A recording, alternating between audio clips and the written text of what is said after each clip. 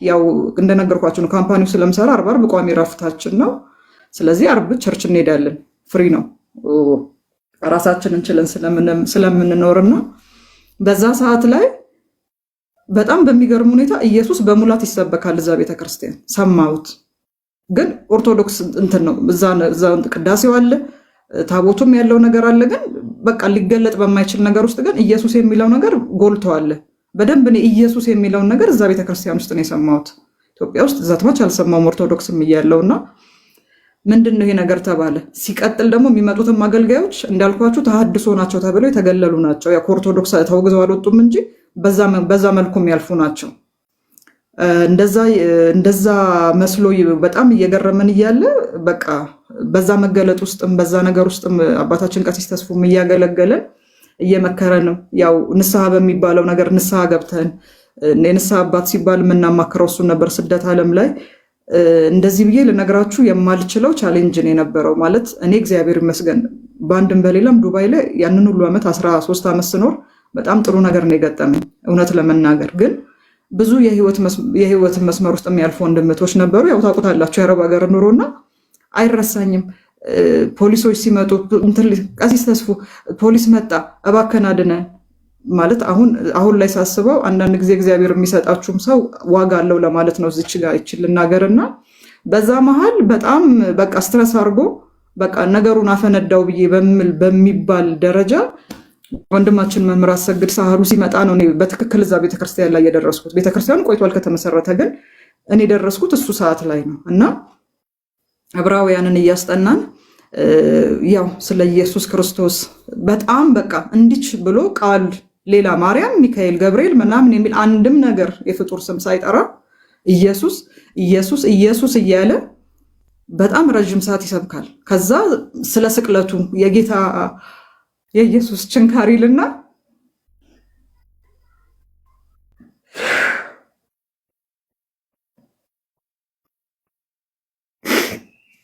ይቀርበሉኝ የጌታ የኢየሱስ ችንካር ይልና በቃ መናገር ያቅተዋል። ያው ኖርማሊ ፊቱ ደግሞ ታውቁታላችሁ እሱ ቀይ ነውና በጣም ያለቅሳል። ጎኑን በጦር ሲወጉት ስለኛ በደልና ኃጢአት ብሎ ይጀምርና ከዛ በጣም ያለቅሳል። እኔ ቁጭ ብዬ ያው እኔ በግሌ ያልኩትና ምለው ብዙ አለ በዛ ህብረት ውስጥ ያለፉ ብዙ ወንድም እናቶች አሉ ኢትዮጵያ ውስጥ ያሉ አሁን እዛም እስካሁን ያሉና ቁጭ ብዬ ግን አንድ ነገር ይገርመኝ ነበር። ይሄ ሰውዬ ምንድነው የሚያስለቅሰው?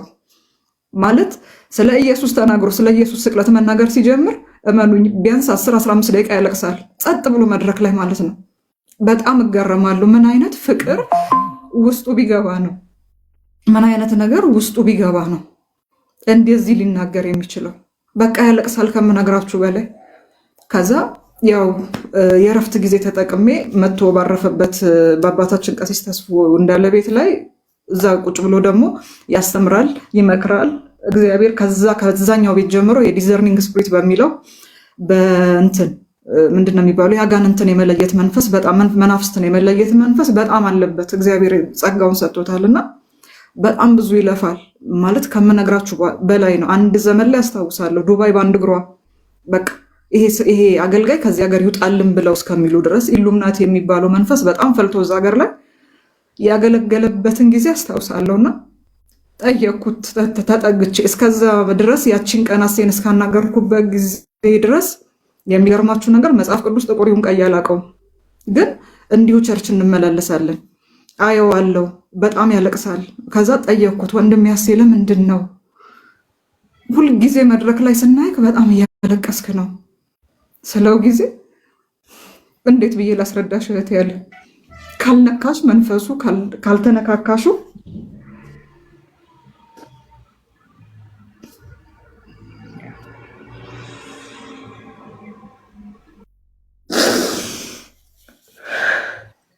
it's amazing. ካልነካሹ እኮ አይገባሽም። እኔ እግዚአብሔር በሚያውቀው ምንድነው ብያለሁ። ለምንድነው ሰው እየቆመ የሚያነፋርቀው ሁላ ያልኩበትን ጊዜ አስታውሳለሁ። እና ነገረኝ ማለት እኔ በቃል ነግሬሽ እኔ ስላለቀስኩ አልቅሽ የምልሽ አይደለም ሲነካሽ ነው የምታለቅሽው አለ። እና እኔ አሁን ይሄንን ጣዩ፣ ማርያምን ታያት፣ ሚካኤልን ታዩ፣ ገብርኤልን ታዩ እያልኩኝ ያደግሽበትን ነገር ላፈርሰው አልችልም።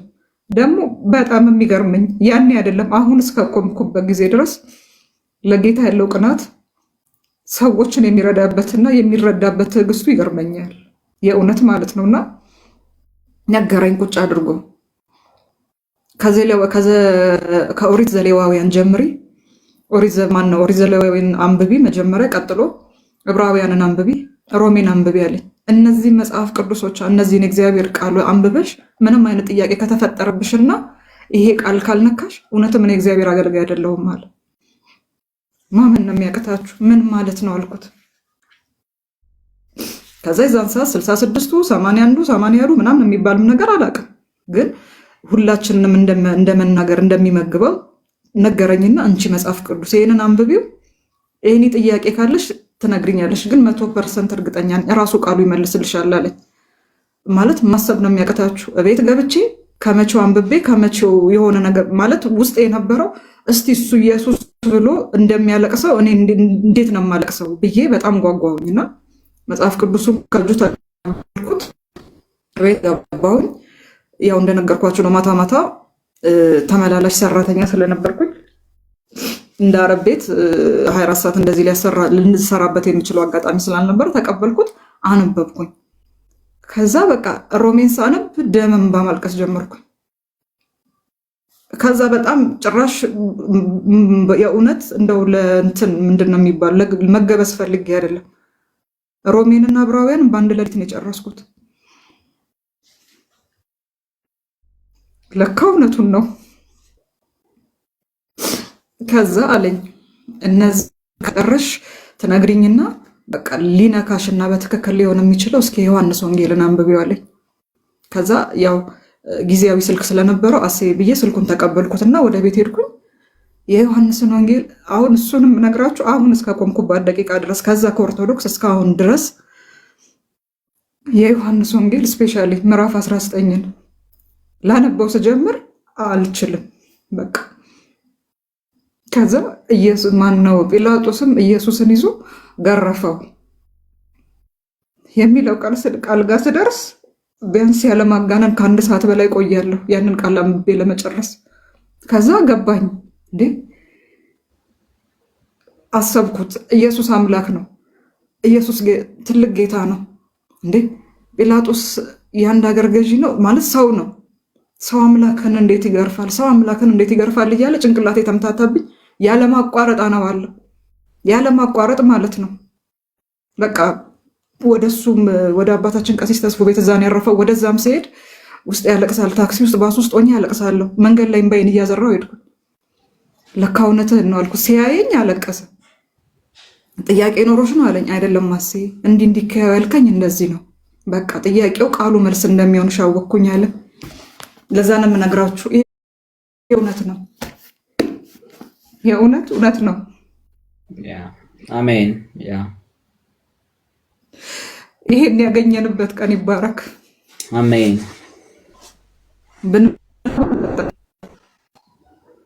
እኔ አይቻለሁ 13 ስልጣኔ ጠጋ ሀገር ላይ ድን እየደነኩት፣ ግን ይሄንን ካገኘ በኋላ ሁሉ ነበር።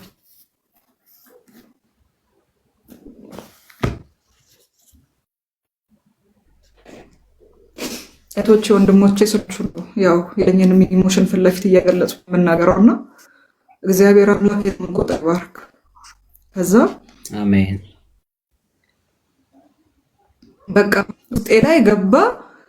ምንም አለላችሁ ምንም ልክ ያን ዜዲ ትንሽ ትቆራረጫለሽ። ትንሽ ኔትወርክሽ አጋጠማትም ደግሞ በኋላ ትነግረናለች ተመልሳ ስትመጣ። እግዚአብሔር እንግዲህ በጣም ረድቷታል። እንግዲህ ወንድማችን ናሴን ተጠቅሞ እግዚአብሔር አግኝቷታል። ጌታ ይባረክ። የጌታ ፍቅር የጌታን ሞቱን ስቅላቱን የከፈለልንን ዋጋ ድንቅ ቃል ነው። በቃ በዚህ መንገድ ጌታን ያገኘ ሰው በቃ ምንም ጥያቄ የለው። ከጌታ ፍቅር በቃ መጣበቁ ጥያቄ የለው። ጌታ ይባረክ። ሁላችሁም ተባረኩ። ካሜራሽን እስቲ አብሪ ወይ እንዳደረገ የሕክምና ሁኔታሽ ምን እንደነበረ ያንን ደግሞ ትነግሪናለሽ የጌታን ድንቅ ስራ። ተባረኩ ቅዱሳን፣ ሁላችሁም በትዕግስት እየሰማችሁን ያላችሁ ዘመናችሁ ይባረክ። እግዚአብሔር አምላክ ይባርካችሁ። ታብና ሼር ማድረጋችሁን ቀጥሉ። መልሼ ወደ እህታችን ዜድ ወስዳችኋለሁ። ቀጥይ እህታችን ዜድ። እሺ ሶልዬ፣ ድምፄ ከተሰማ ራሱ በጣም ጥሩ ነው። የሆነ ሆኖ እና በዛ መንገድ ሄድን። ይሄን ሁሉ ግን ስነግራችሁ ስቲል እጃችንን አንስተን ዓለምን ክጅ ያለው ምናምን ያው ሰው ጌታን ሲቀበል የሚለውን ነገር ጠቅላላ ህብረቱ አይደለም። ያው እኔ በግሌ እንዴት እንዳገኘሁት እየተናገርኩ ነው፣ እንዴት አካሄዱ እንደሆነ አስቴዛሽ ምድር ላይ መጥቶ ምን ያህል ዋጋ ከፍሎ እንዳገለገለ ብዙ አገልጋዮች አሁን የጠራሁላችሁ እንዳለ በእነሱ ስፔሻሊ ግን ያው እስካሁን ድረስ ፓስተራችን በሆነው በአባታችን ቀሲስ ተስፉ እንዳለ በኩል ቸርቿ እየተመራች ይሄ ሆነ። ያው ይሄን የምላችሁ ብዙ ቻሌንጆች አሉ መሀል ላይ እንደዛም ቦታ ላይ ሆነ የሚያገለግሉ ሰዎች ናቸው። ትዝታዋ እዚህ ተብለው እንደተረፈሩ ናቸው ኢትዮጵያ ውስጥ እና የዛን ሰዓት የሚጮህ ድምፅ ናር ቻሌንጁ ነበር። እኛ እንኳን የምንልበት ሰዓት ዘማ ቻሌንጅ ገጥም ብዬ አልልም፣ ግን መጽሐፍ ቅዱስ የሚባለው ነገር መጽሐፍ ቅዱስን ማንሳታችን አስያናር ለእኔ በምትቆ ወደዚህ ቤት መጥቻለሁ። ፍቅሩ አደረብኝ። መጽሐፍ ቅዱስ አለ። ዜድዬ አሁንም ድምፅሽ ይቆራረጣል። ዜድዬ ቆይ ዜድዬ ድምፅሽ ይቆራረጣልና እንትኑ ወደ በረንዳው አካባቢ ብትሆኝ አይ ቲንክ ትናንትና ጥሩ ነበር መሰለኛ። በረንዳው አካባቢ ላይ እስቲ እንደዛ ሳደብ ወይ ሰው እንደነዚህ ነገር ሲናገር በጣም ነርቨስ ያደርገኝ ነበር። በጣም አለቅሳለሁ የሆነ ነገር ሲሆን ወይኔ አባቴ ቢኖር እኮ የሆነ ስደት ቦታ ላይ ሄጄ የሆነ ነገር ሲያስጨንቀኝ ወይኔ አባቴ እኮ ቢኖር። ምክንያቱም የአባቴን ላይፍ አውቀው ነበር የምላችሁ በተነገረኝ መሰረት ወይኔ አባቴ እኮ ባይሞት የሆነ ነገር ሲሆን ወይኔ አባቴ ቢኖር ኖሮ የሚል ከፍተኛ ቁጭት ውስጤ ላይ ነበረ። ይህንን ምን ገፈፈው ብትሉኝ ኢየሱስ ክርስቶስ ራሱ ወደ ህይወቴ መጥቶ አባትነቱን እስካሳወቀኝ ድረስ ጊዜ ማለት ነው። እና የሆነ ሰዓት ላይ እንደውም ለምንድን ነው እሱስ እንደዛ ሲሆን እናቴ እንዴት ጥላኝ ትሄዳለች የሚል ስደት ዓለም ላይ እየሰራው ብዙ ቻሌንጅ የሚያደርገኝ የአባቴ ነገር ነበር። በትንሽ በትልቁ ሆድ እየባሰ የሚያስለቅሰኝ የነበረው አባት ቢኖረኝ እኮ እዚህ መጥቼ እንደ አባት ቢኖረኝ ብቻ ቋንቋ አባት ቢኖረኝ ብቻ ነው እዚች ቤተክርስቲያን ላይ መጥቼ ጆይን እስካረኩኝ ጊዜ ድረስ ማለት ነው። እና ያው እግዚአብሔር መልካም ስለሆነ እግዚአብሔር ሲረዳችሁ በሰማይ ራሱ አባት ሆኖ በምድርም ደግሞ ራሱን ገልጦ አገልጋይ የሚባሉ ወንድም እህቶችን አቁሞ በጣም ማለት ነው። እኔ እስካሁን እስከቆምኩባት ሰዓት ድረስ የአባቴ ቀሲስ ተስፉ እንዳለንና ካገኘኋቸው እስካሁን እስከደረስኩበት የወንድሜ አሰግድ ማለት አቃን ኤክስፕሬስ ላደርገው አልችልም። ራሱም አሁን እስከቆምኩበት ጊዜ ድረስ ታምሜ ስመጣ በፊት ላይ ገና ወደ ኢትዮጵያ ሞኝ በመጣሁበት ሰዓት እንዴት እንደሆነ ይገረማለሁ። ለሰው ያለው ነገር ማለት በቃ ምንም የሚቀየር ነገር የለውም ምንም ማለት ነው። እና የነሱ ወንድምነት የነሱ ከኔ ጋር ተጣብቆ አባትነት መሆን በስጋ የነበረኝን አባትነት አስረሳኝ ከእግዚአብሔር በላይ ከእግዚአብሔር በታች ባለው ነገርና በዛ ሂደት ውስጥ አለፍን። ያው ቤተክርስቲያኗን በዛ ነገር ውስጥ አለፈች። መሀል ላይ ከባድ ቻሌንጅ ገጠመን እንደ ቤተክርስቲያንም እንደ ግልም ህይወትና ወንድማችን ቀሲስ ተስፉ እንዳለ አባታችን አሁን ስቲል ድረስ ያለው ፓስተራችን ስለምወደው ነው ስሙን የምንደጋግመውና መሀል ላይ በጣም ከፍተኛ ወገን መታመም አጋጠመውና ግን የሱ ህመም እኔም ጋር አሁን የገጠመኝ ህመም ያለው ነገር እግዚአብሔር አምላክ ለምን እንደተጠቀመው ሳስብ በጣም እደሰታለሁ አሁን ላይ ማለት ነው። እና በጣም ታመመ መንቀሳቀስ እስከሚያቅተው ድረስ ያንን ነገር እንደዛ ስናልፍ ይቅርታ ግን ያው ይሄን የምነግራችሁ የእግዚአብሔርን ረዳትነት የእግዚአብሔርን ፈዋሽነትና እንዴት እንደወጣንበት ለማስረዳት ያህል ነው። በጣም እርግጠኛ ነኝ ለብዙ ሰው ትምህርት ስለሚሆን ነው።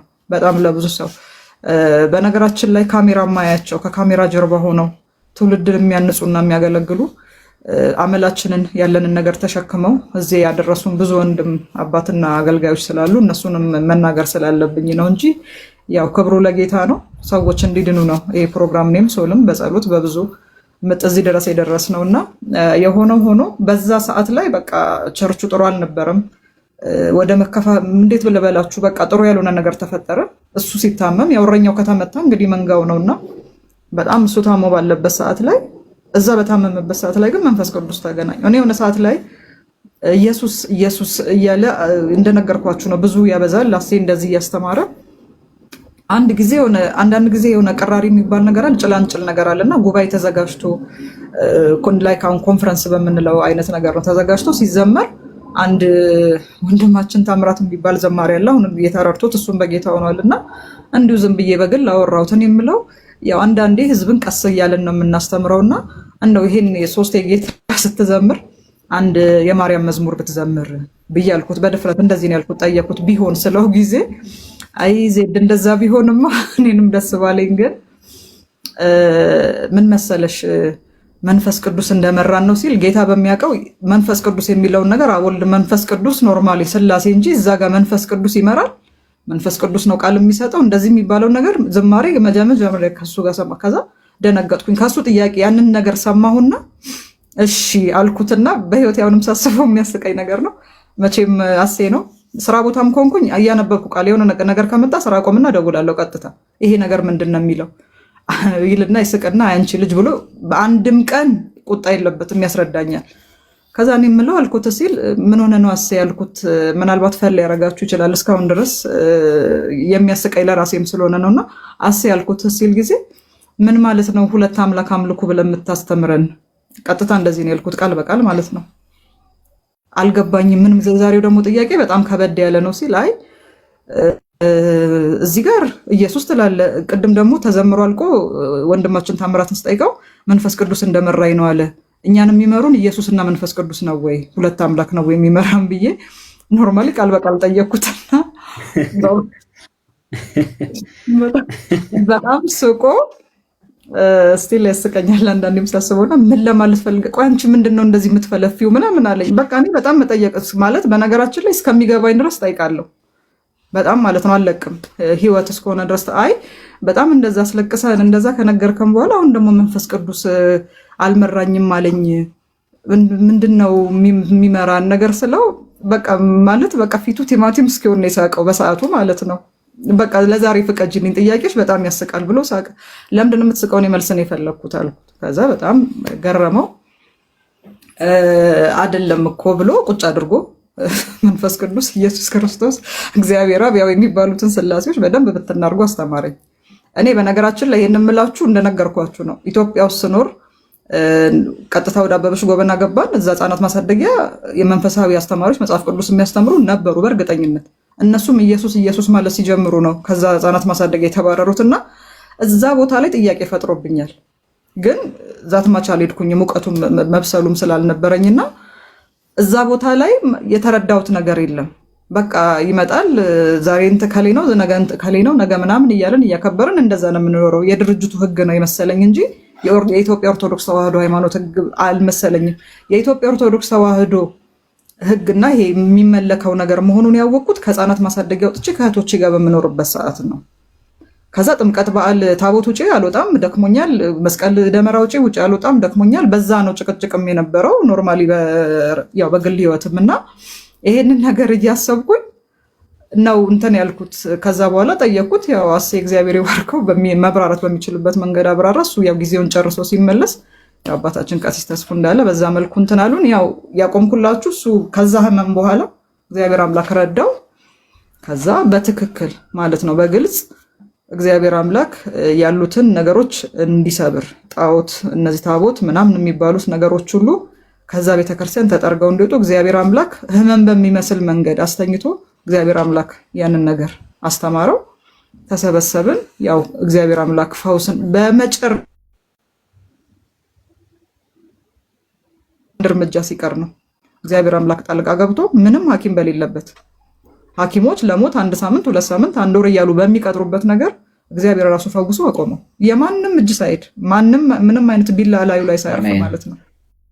በቃ ያው አባት ነው፣ ከአባትም በላይ ደግሞ አባት ነው። ለመንፈሳዊ ነገራችን ብቻ ሳይሆን ለህይወታችን ለግል ህይወታችን ሁላ የምንጮህለት የምንሳሳለት አባታችን። እኔ እርግጠኛ ነኝ ማናችንም እዛ ቦታ ላይ ያለን እዛ ቸርች ህብረት ውስጥ ያለፉ በጥቂቱ በፎቶ ለሰው ላሳይቼዋለሁ ለወንድሜ።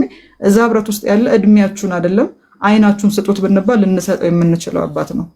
እግዚአብሔር ይባረክና በዛ መልኩ እግዚአብሔር ፈወሰው። እግዚአብሔር ሲፈውሰው ግን ያው የስጋውን በሽታ ብቻ ሳይሆን ያኛውንም ጥሩ እንትን ያልሆነውን ነገር ፈወሰው።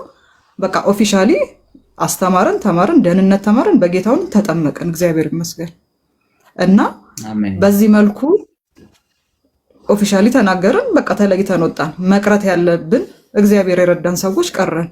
ያው ደግሞ ማርያምን ክዳችኋል ያው የሚባሉትን ነገሮች ያሉት ደግሞ ወደ ሌላ ከተማ ቤተክርስቲያን አለ ራሱን የቻለ ኦርቶዶክስ ወደዛ ሄዱ።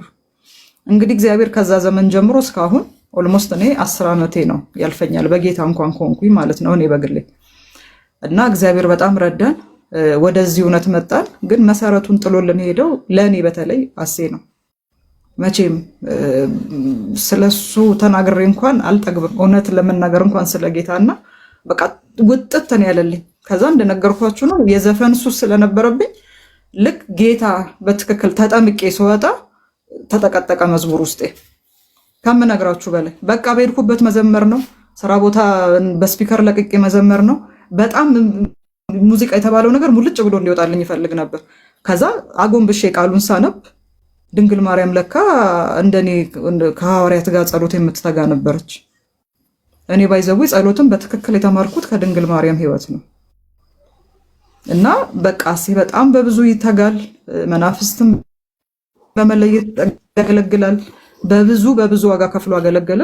ያው ሮሜና ዕብራውያንን ያጠና ደግሞ ምን ሊሆን እንደሚችል አስቡ። እነዛ ቆሮንቶስ መጽሐፎች እና ወንድማችን በሪሁን በዘመኑ በሰዓቱ በዛን ዘመን የነበሩ ጨለማ ብለን በምንለው ግን ለኛ ብርሃንን ባፈነጠቁልን ጨለማ ነው ብለን ባሰብንበት ነገር ላይ ብርሃንን የሰጡን ወንድሞች ነበሩ። እግዚአብሔር ይባርካቸው። ያ ነገር ሆነ። በቃ ኦፊሻሊ በጌታ ሆነ። በቃ ከዛ ለመጀመሪያ ጊዜ ተመችቶኝ ነው ጌታ ፍቅር የሚለው የመስኪ እህታችን መዝሙር የሆነ አጋጣሚ ላይ ከአንድ ወንድም በመኪና እየሄድን ስሰማው ልነግራችሁ አልችልም። ለ1 ሰዓት ምናምን የተጓዝነው ሰው 1 ሰዓት ሙሉ ያለቅሳል። ለካ የጴንጤዎች መዝሙር እየተባለ የተሸሸግነው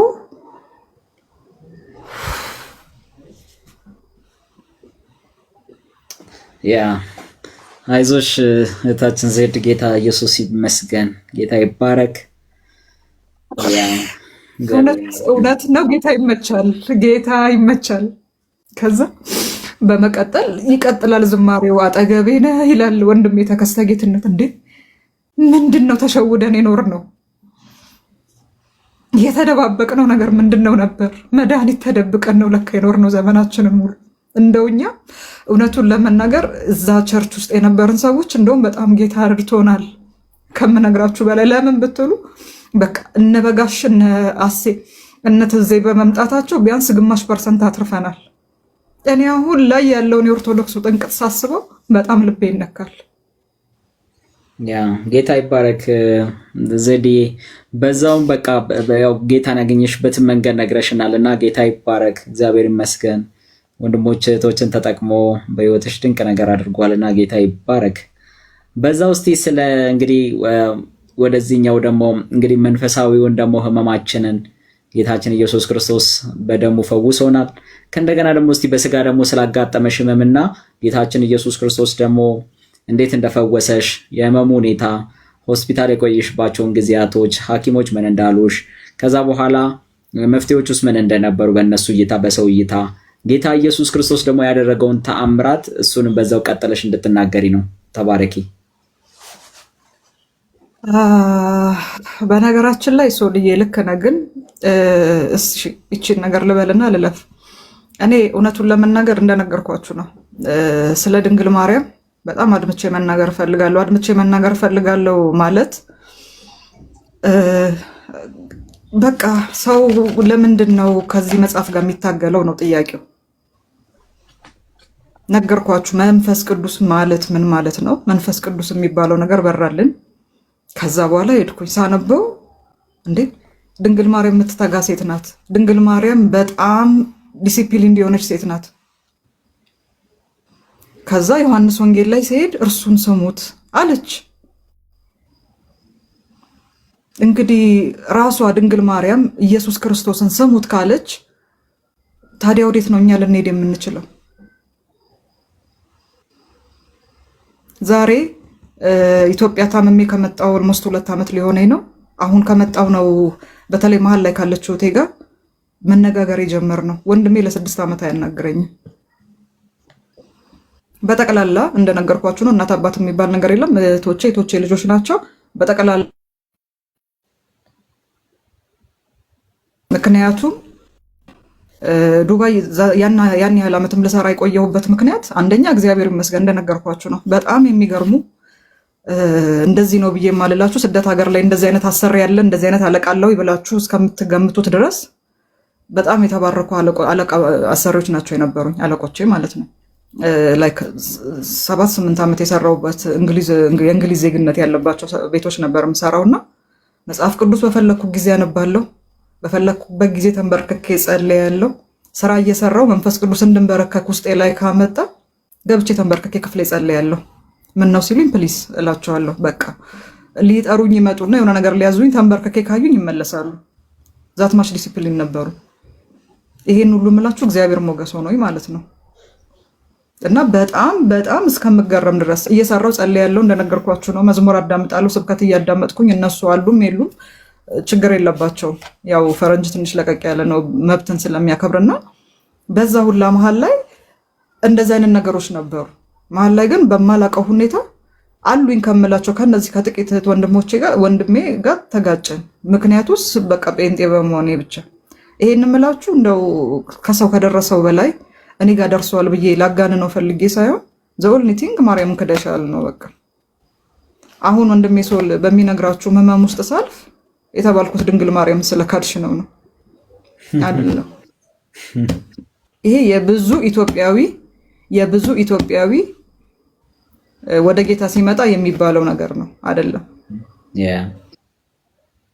ድንግል ማርያምን ሰው ካወቀ በትክክል ኢየሱስ ላይ ነው የሚጣበቀው። እኔ አስረግጬ ልንገራችሁ፣ እንደነገርኳችሁ ነው። ካስተማሩኝ፣ ከመከሩኝ፣ ካገኙኝ አገልጋዮች በላይ ድንግል ማርያም ናት ኢየሱስ ጋር እንድጣበቅ የረዳችኝ እና በዛ መሃል ዝም አልኩኝ። ኦልሞስት 6 ዓመት ያህል ተነጋግረን ሃሎ ብዬ እንኳን ስልክ አውርቼ አላውቅም። ስልክ ባነሳም ጆሮዬ ላይ ነው የሚዘጋው። ከዱባይ ሆኜ ስደውል ማለት ነው። ከፍተኛ ጸብ ሆነ። ያው እየጸለይኩኝ መታገስ ስላለብኝ ጌታ በብዙ ትዕግስት እኔን ስላመጣኝ ወደዚህ እውነት ይመጣሉ በሚል ያው ታግሼ ጠበቅኩኝ እና የሆነ ሆኖ ዱባይ እንደሰራው በዱባይ ማለት በፈረንጆች አቆጣጠር ነው ነገራችሁ የምችለው፣ በዚህ ላስታውሰው አልችልም። እና 2 ዓመት እዚህ ቆይቼ ተመልሼ ሄድኩኝ። ከዛ በኋላ ተመልሼ አልመጣሁም። ኦልሞስት ወደ 7 ዓመት ቀጥታ ሰራሁኝ። በዛ በምሰራበት ወቅት ላይ 2019 አካባቢ 2019 በትክክል አስታውሳለሁ። በጣም ወፍራም ነበርኩኝ። ኦልሞስት ወደ 80 ኪሎ የሚጠጋ ኪሎ ነበረኝ። አንዳንድ ፎቶዎችን ምስክር እንዲሆን ለሰው ላሳይቸዋለሁና ወደ 80 ኪሎ የሚጠጋ ኪሎ ነበረኝና የሆነ ሰዓት ላይ ሳላስበው ዝም ብሎ ኪሎ የመቀነስ ጀመረ። ከዛ እግዚአብሔር አምላክ ይባርካት፣ በሃይማኖት ባትመስለኝም አንድ ቤት ውስጥ አብረን ስኖር የነበረች አንድ ሙስሊም እህት ነበረችኝ፣ አዙ ትባላለችና ታውቃለች እንዲሁ ኖርማሊና ጸልያለሁ ስለሷም። ያው በጣም ተከባብረን የምንኖረውና ትጠይቀኛለች እለት ኪሎሽ እየቀነሰ ነው ስትለኝ፣ እንዴ እኔ ብፈልገዋለሁ፣ ምክንያቱም ውፍረቴን ቦርጭ ምናምን የሚባለው ነገር ጠልቼዋለሁ። ሰው ታዲያ ስንፈልገው የነበረው አይደለም ወይ? መልሳለሁ ጥያቄውንሽ። የምፈልገው ሰውነቴ እንዲከሳ ስለምፈልግ ትንሽ እላፊ ስለሄድኩኝ መክሳት አለብኝ። አረ አይደለም፣ ይሄ ነገር የጤና አይመስለኝም። ከዛ እውነቷን ነው። ሲሄድ ሳላስበው እስቲ ቆይ ብለን የሆነ ቀን ስመዘን ከ80 ወደ 20 ኪሎ ቀንሻለሁ። ህመሙ ሲጀምረኝ ማለት አሬ ነገር ምንድነው አላወቅንም። ከዛ በኋላ እንደ ማንኛውም ሰው ማለት ኖርማሊ ማለት በተፈጥሮ በባህሪ ለሊት ተነስቼ ምግብ መብላት ውሃ መጠጣትም ብዙ ጎበዝ አይደለሁም፣ አልወድም። ያው ከስራውም ድካም አንጻር እንደዛ የሚያደርግም ኮንዲሽን ስላልነበረና ይሆን አንድ ሌሊት ግን አልረሳም። ከሌሊቱ 9 ሰዓት አካባቢ ተነስቼ ምን ሆነሽ ነው ስትለኝ አብራኝ ነቃች። እሷ ለካ እየተከታተለችኝ ትንሽ ነገር ፈርታለች፣ ከቤተሰብ ልምድ በምታውቀው። ምን ሆነሽ ነው ዜድ ስትለኝ አይ ራበኝ ስላት ደነገጠች። ከሌሊቱ 9 ሰዓት እንዴት ሊሆን ይችላል? አይ እንደዚህ እኔ እንጃ ብያት ውሃ ሰጠችኝ። በቃ 2 ሊትር ውሃ እንዳንድ ብርጭቆ ነው የጠጣሁት። በጣም ጠምቶኝ ማለት ነው።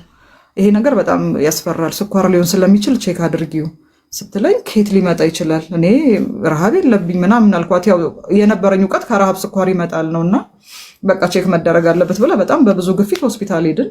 ሆስፒታል ሄጄ ደም ሰጠው። ምንድነው ደም ከሰጠው በኋላ ውጤት ለማታ አሉኝ።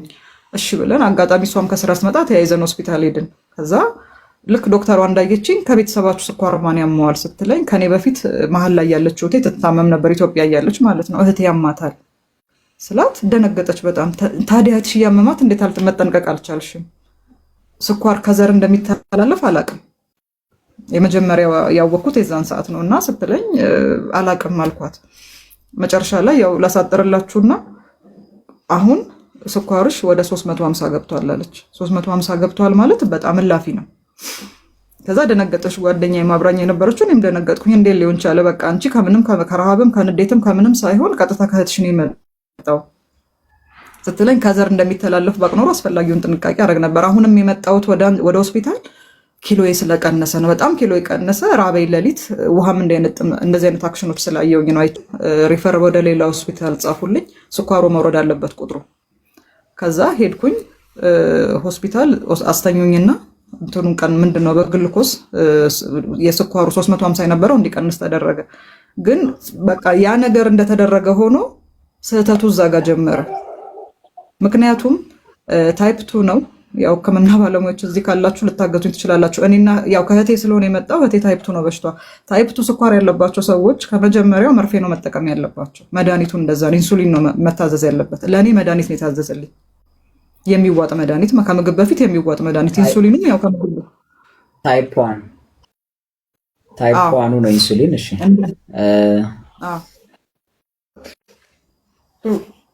ከዛ በዛ ነገር ላይ ያንን ነገር ወሰድኩኝ። አሁን ይሄንን ሁሉ 5 ዓመት ሙሉ ሲያመኝ ዋጋ አስከፍሎኝ ኢትዮጵያ ድረስ እንድመጣ ያደረገኝ ነገር ታይፕ 1 እና በዛ እንደዛ እየወሰድኩኝ ያንን መርፌ መውሰድ ሲገባኝ አንደኛ፣ ሁለተኛ ስኳሩን 350 በዛ ልክ አፍጥኖ ሊወስደው የቻለው ኬቶን ነበረ።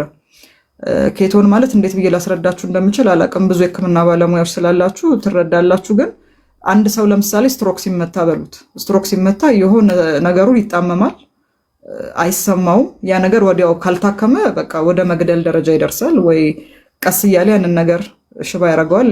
ዋቴቨር እንደዛ ነው የሚሄደው። እና ልክ እኔ ኬቶኑን አላወጡልኝም። ኬቶን የሚባል ነገር ኢትዮጵያ መጥቼ ነው የሰማሁት። አሁን ላይ ትልቁ ጉዳት ያ ነውና ስኳሩ እንደታመምኩኝ እኔን መርፌን ነው መድኃኒት ነው ያስጀመሩኝ።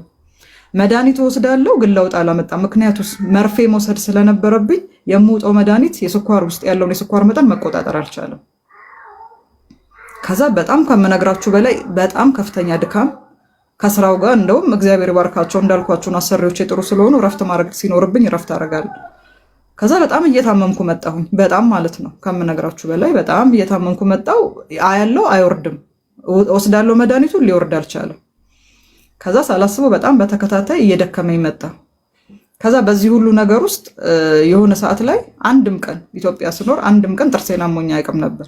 በስኳሩ ምክንያት ወደ 5 ጥርሴ ረገፈ። ምክንያቱም እንደነገርኳችሁን መድኃኒቱ መቆጣጠር ስላልቻለ በጣም በተደጋጋሚ አንዱን ጥርሴን ያመኛል። ከዛ እሱ ሲጨርስ ሌላኛው በዚህ ጋር እና በዚህ ጋር 2 መንጋጋ ማለት ነው ከላይና ከታች በኦፕሬሽን ነው ተነቅሎ ለአንድ ሳምንት እንደዚህ መሀል ላይ የሆነ መሳሪያ ተገጥሞልኝ ምግብ ወቅጦ የመብላት ያህል ማለት ነው እንደዛ እየበላው መናገር አቅቶኝ ነበር። ከዛ በዛ ሁኔታ ውስጥ ሳልፍ በጣም አመመኝ ጥርሴ። ለምንድን ነው ተደጋጋሚ ስል ስኳሩ ይሄን ሁሉ እያበላሸ ያለው እና ያ ኬቶን የሚባለው ነገር ከውስጤ ስላልወጣ ያ ኬቶን ከዛ ሰዓት ጀምሮ ስጋዬን እየበላው ነው። ምንድነው ትላፈር ላይ ተለጥፎ እንደዚህ እንደሚቦረብሩ አይነት ነገር ስጋዬን እየቦረቦረው ሰውነቴን እየከሳው እየጨረሰው አልታወቀኝም። ታመም ጀመርኩ። ከዛ የሆነ ሰዓት ላይ ከሜዳ ተነስቶ ምንም የማላውቀው ቁስል እንዳለ እንደዚህ ቆሰለ፣ ግንባሬ ማለት ነው በጠቅላላ እንደዚህ 1 2 3 ቆሰለ። እንዲህ ስለው ይደማል። ከዛ ይሄ ነገር ምንድነው ግራ ገባኝና እስቲ ቆይ በፋርማሲ ገባሁኝ። ለዚህ ነገር ምንድነው መፍትሄው? ዝም ብሎ ነው እንደዚሁ መፈንዳት የጀመረው ስላቸው ነው የሚቀባ መድኃኒት ሰጡ። እሱም በሞክረው ምንም። ከዛ ማሰብ ነው የሚያቀታችሁ። ትሬን እሳፈራለሁ በታክሲ በምንም ስራ ጠዋት እመላለሳለሁ። እንደዚህ ሻሻ ስሬ በፀጉሬ ስር እንደዚህ ሻሻ ስሬ ሄዳለሁ። ደሙ ከሻሹ አልፎ እንዲወርዳል እንደ ላብ ማለት ነው ቀጥታ ደሜ። ከዛ ሊቆምልኝ ስላልቻለ አሁንም ማሰሪዎችን አስፈቀድኩና ለአንድ ሳምንት ቤት ረፍት ወሰድኩኝ። አንዱም ጥርሴ ታሞ ስለነበር በዛ ማሰብ ነው የሚያቀት። በጣም ይወርዳል። በጣም ቆስዬ አሁን እንደዚህ የምታዩት ንጹህ ግንባር አይደለም። በጣም ቆሰለ ከምነግራችሁ በላይ። መቆሰሉ አይደለም በቃ እንደ ውሃ እንደ ላብ ልክ ሲሮጥ እንደደከመው ደም ይፈሳል። ይቺ ጓደኛዬና አንድ የተባረከው እንደማለ ስቲል በጌታ ነን። አሁንም በጣም ተቸገሩ። በቃ አብረውኝ ይኖራሉ። እንቅልፍ አጡ ለኔ። ከዛ የሆነ ሰዓት ላይ ምን ሆንኩኝ? አይኔ ያያል ግን አይኔ ታወረ። እያየሁኝ ባይብል ማንበብ አቃተኝ። ስልክ እንደዚህ ስክሪን ማየት አቃተኝ። ሰዎች ይደውሉልኛል ማንሳት አቃተኝ። አያለው ግን አይታየኝም። ሁሉም ነገር ጨለመብኝ። ከዛ ያው በቤተ ክርስቲያናችን ከፍተኛ ቅዳሜ የሚጸለይ የቤት ውስጥ ጸሎት አለ። ለቸርቹም ለሁሉም ነገር ከፍተኛ የጸሎት ህብረት ነው። በነገራችን ላይ በዛ ያሉ ሽማግሌዎችም ወንድማችን አባታችን ቀሲስ ተስፉ እንዳለም በጣም ሁሉም ነገር እርግፍ አድርገው ስተው ስለኔ ሰው ጾም ጸሎት ቆመ። በቃ ሕክምና ሲሄድ መፍትሄ የለሽም አሉ። መድኃኒት የለውም ነው። አዎ በቃ እንደዛ ታስሮ ማመን እንደሚያቀታቸው አንድ ሳምንት ያለማቋረጥ ደም ይፈሳኝ ነበር። ከዛ ስራ ቆምኩኝ። ስራ ደወልኩኝ። በቃ ማምጣት አልችልም፣ ምክንያቱም የሆነ ነገር አከሚው የምሰራው ስራ አይደለም፣ መድኃኒት ውጭ የምገባው ስላልሆነ አቆምኩኝ። ከዛ በኋላ በጣም በትልቅ ጸሎት በትልቅ እንባ ጾም ጸሎት ቆም። ወደ ውጭ አልወጣ፣ ስራ ቦታ አልወጣ፣ ቁጭ ብዬ ቤት ቁጭ ብዬ ደሜን መጥረገው ነው ስራዬ። በዛ ሁኔታ ያለው አንድ ቀን ትንሽ ቀነስ ሲያደርግ ሲጸልዩ በቃ በብዙ እንትን ምንም በማላቀው ሁኔታ እግዚአብሔር አምላክ አዳምን ከፈጠረው በኋላ ሔዋንን ከጎኑ አውጥቶ ሲፈጥራት ምንም ጠባሳ ሳይኖር እንዳደረገው ያለምንም ኦፕሬሽን ያለምንም ሕክምና በማላቀው ሁኔታ በአንድ ሳምንት በቤተ ክርስቲያን የጸሎት ትጋት በቃ ግንባሬ ላይ ማይጭን የለም። ቸርች ቁጭ ብዬ በቃ ልብሴ የምለብሰው ጥቁር ነው፣ ሻሽም ጥቁር ነው፣ ሁሉም ነገር ጥቁር በጥቁር ሆንኩኝ። ምክንያቱም ደም እያበላሸብኝ ስለተቸገርኩኝ። ከዛ ተጸለየ። የዛን ጊዜ እግዚአብሔር በቀጥታ ፈውሱን ላከልኝ። ይሄው እንግዲህ ምንም ከዛ ጊዜ ጀምሮ ሳላ ምንም ጠባሳ ሳይኖር እንደዛ እንደ እንትን ሲፈነዳ የነበረው ቁስሌ መጽዳት ጀመረ። የዛን ጊዜ መጀመሪያ እግዚአብሔርን ታምራየው። ከዛ በዛ ሁላ ነገር ውስጥ ግን ስኳሩ ሊቆምልኝ አልቻለም። እየሄደ ኪሎ እየቀነሰ መጣ፣ በጣም እየቀነሰ መጣ። ያንን ተፈወስኩ ብዬ ፎይ ብዬ ደግሞ ወደ ስራ ዓለም ስመለስ የሆነ ሰዓት ላይ በቃ በጣም ታመምኩኝ ከምነግራችሁ በላይና አሁንም ስቲል እኛ ህብረት ውስጥ ያለ አንድ ወንድም ከኔ በፊት ስኳር ታማሚ ነበርና ያውቀዋል ህመሙን። እግዚአብሔር ምህረት ነው ፖይንቱ፣ እግዚአብሔር ምህረት ነውና መጨረሻ ላይ ተከታተለኝ። በመኪና ይወስደኛል ያመጣኛል ቤት። ከዛ በኋላ ዶክተር ቀይር ያለኝ ዶክተር ቀየርን። የዛ ሄድንበት ዶክተር ላይ እንዴ የሷ ስኳር እኮ እንደዚህ ነው፣ ምንድነው የምትወስጂው ሲለኝ መድኃኒት በጣም ጮኸ። እግዚአብሔር ያሳያችሁ ለ4 ዓመት መድኃኒት ነበር የምቅመው። ያ መድኃኒት ምንም ለውጥ ሊያመጣልኝ አልቻለም። ለካ መሀል ላይ ስጋይን እየቦረቦረ እየበላኝ እያለ እንትኑ ስኳሩ ወደ ነርቭ እየተቀየረ ነው። በመጀመሪያ ደረጃ አሁን እግዚአብሔርን ትልቅ ከምታመሰግኑበት ነገር ይኸው ተቀምጫለሁ። እንግዲህ ፕሮግራማችንን ከከፈትን ከምሽቱ 3 ሰዓት ነው። ለ1 ሰዓት ተኩል ቁጭ ብዬ እያወራው ነው። 10 ደቂቃ መቀመጥ አልችልም ነበር። ሰውነቴ እሳት ነው የሚነደው። የምበላው ቆሜ ነው የምበላው፣ ስሄድ ነው የምውለው። በሽታውን ባላወቅኩት ሁኔታ ማለት ነውና ስቴፕ ሳሲዝላችሁ ከሱ ወንድም ጋር ሄድን። ከዛ በኋላ ስኳሩ ታወቀ፣ መርፌ ጀመርኩኝ። እሱ ይሄኛው ዶክተር ደግሞ የበለጠ በሽታውን አበላሸው። የበሽታው መድኃኒት አግኝቶ ግን ምንድነው የመርፌውን ዶዝ መቆጣጠር ስላልቻለ አበላሸው። እንዴት እንደተበላሸ ማንኛውም ስኳር ታማሚ ጠዋትና ማታ ነው መርፌ የሚወስደው። ይሄኛው ዶክተር ምሳ ሰዓት ላይና ማታ ላይ አዘዘልኝ። ምሳ ሰዓት ላይና ማታ ላይ ከማዘዙ አልፎ የማታው 30 ነው፣ ቀን ላይ የምወጋው 10 ነው። ከዛም ማህንቱን በጣም ሰውነቴ ከስቶ በጣም ከስቼ ስለነበረ ምን ማድረግ ጀመረ? የምወስደው ኢንሱሊን መጠን ካለው ከስኳር መጠን ጋር ደግሞ ተላለፈና በቃ መሆን አልቻለም። ስኳሩ ማለት ማን ነው መድኃኒቱ ማለት ነው። ያኛው መድኃኒት ጠዋትና ማታ መውሰድ ሲገባኝ ምሳ ሰዓት ተወግቼ የሚገርማችሁ በጣም ለ60 ምናምን ደቂቃዎች አንዳንዴ 1 ሰዓት በጣም ይደክመኝና የምሰራበት ክፍል የራሴ ክፍል ገባና ተኝቼ ከዛ ተነስቼ ነው ስራ የምቀጥለው። መድኃኒቱ ውስጡ ላይ ፋት አለበት። ሰውነቴን በጣም ለጠጠው። ያው በመድኃኒት ስትወፍሩና ኖርማል ጤናማ ውፍረት ሲወፈር ያስታውቃል። ግን ያንን ውፍረት እንትን እያልኩኝ ማታ 30 ነው የምወጋው። በቃ ጭንቅ ነው። መርፌውን እንዴት እንደምወስድ ምናምን ከወንድም ይሄ ወንድም አለማመደኝ። ከዛ ውጭ ግን በቃ ሰውነቴ በጣም ይለጠጣል። በጣም ወፈርኩኝ። በሳምንት ልዩነት በጣም ወፈርኩኝ። አብሮኝ የሚኖሩት ወንድምቶቼ እስኪደነግጡ ማለት ነው። ከዛስ የማላቀው በህይወቴ የማላቀው ትኩሳት ከራስ ፀጉሬ እስከ እግር ጥፍሬ በቃ መንደድ ነው። ሌሊት ተኝቻለሁ። ሰው ሁሉ ተኝቷል። ከአጠገቤ ማስታጠቢያ አለ፣ ፎጣ አለ። ከዛ ፎጣውን በጣም በዱባይ ሙቀት እንግዲህ ሌላ ሙቀት ማለት ነው።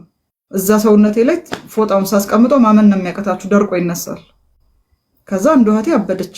በቃ በጣም ደነገጠች። ለምንድን ነው በዚህ ልክ የሚሆነው?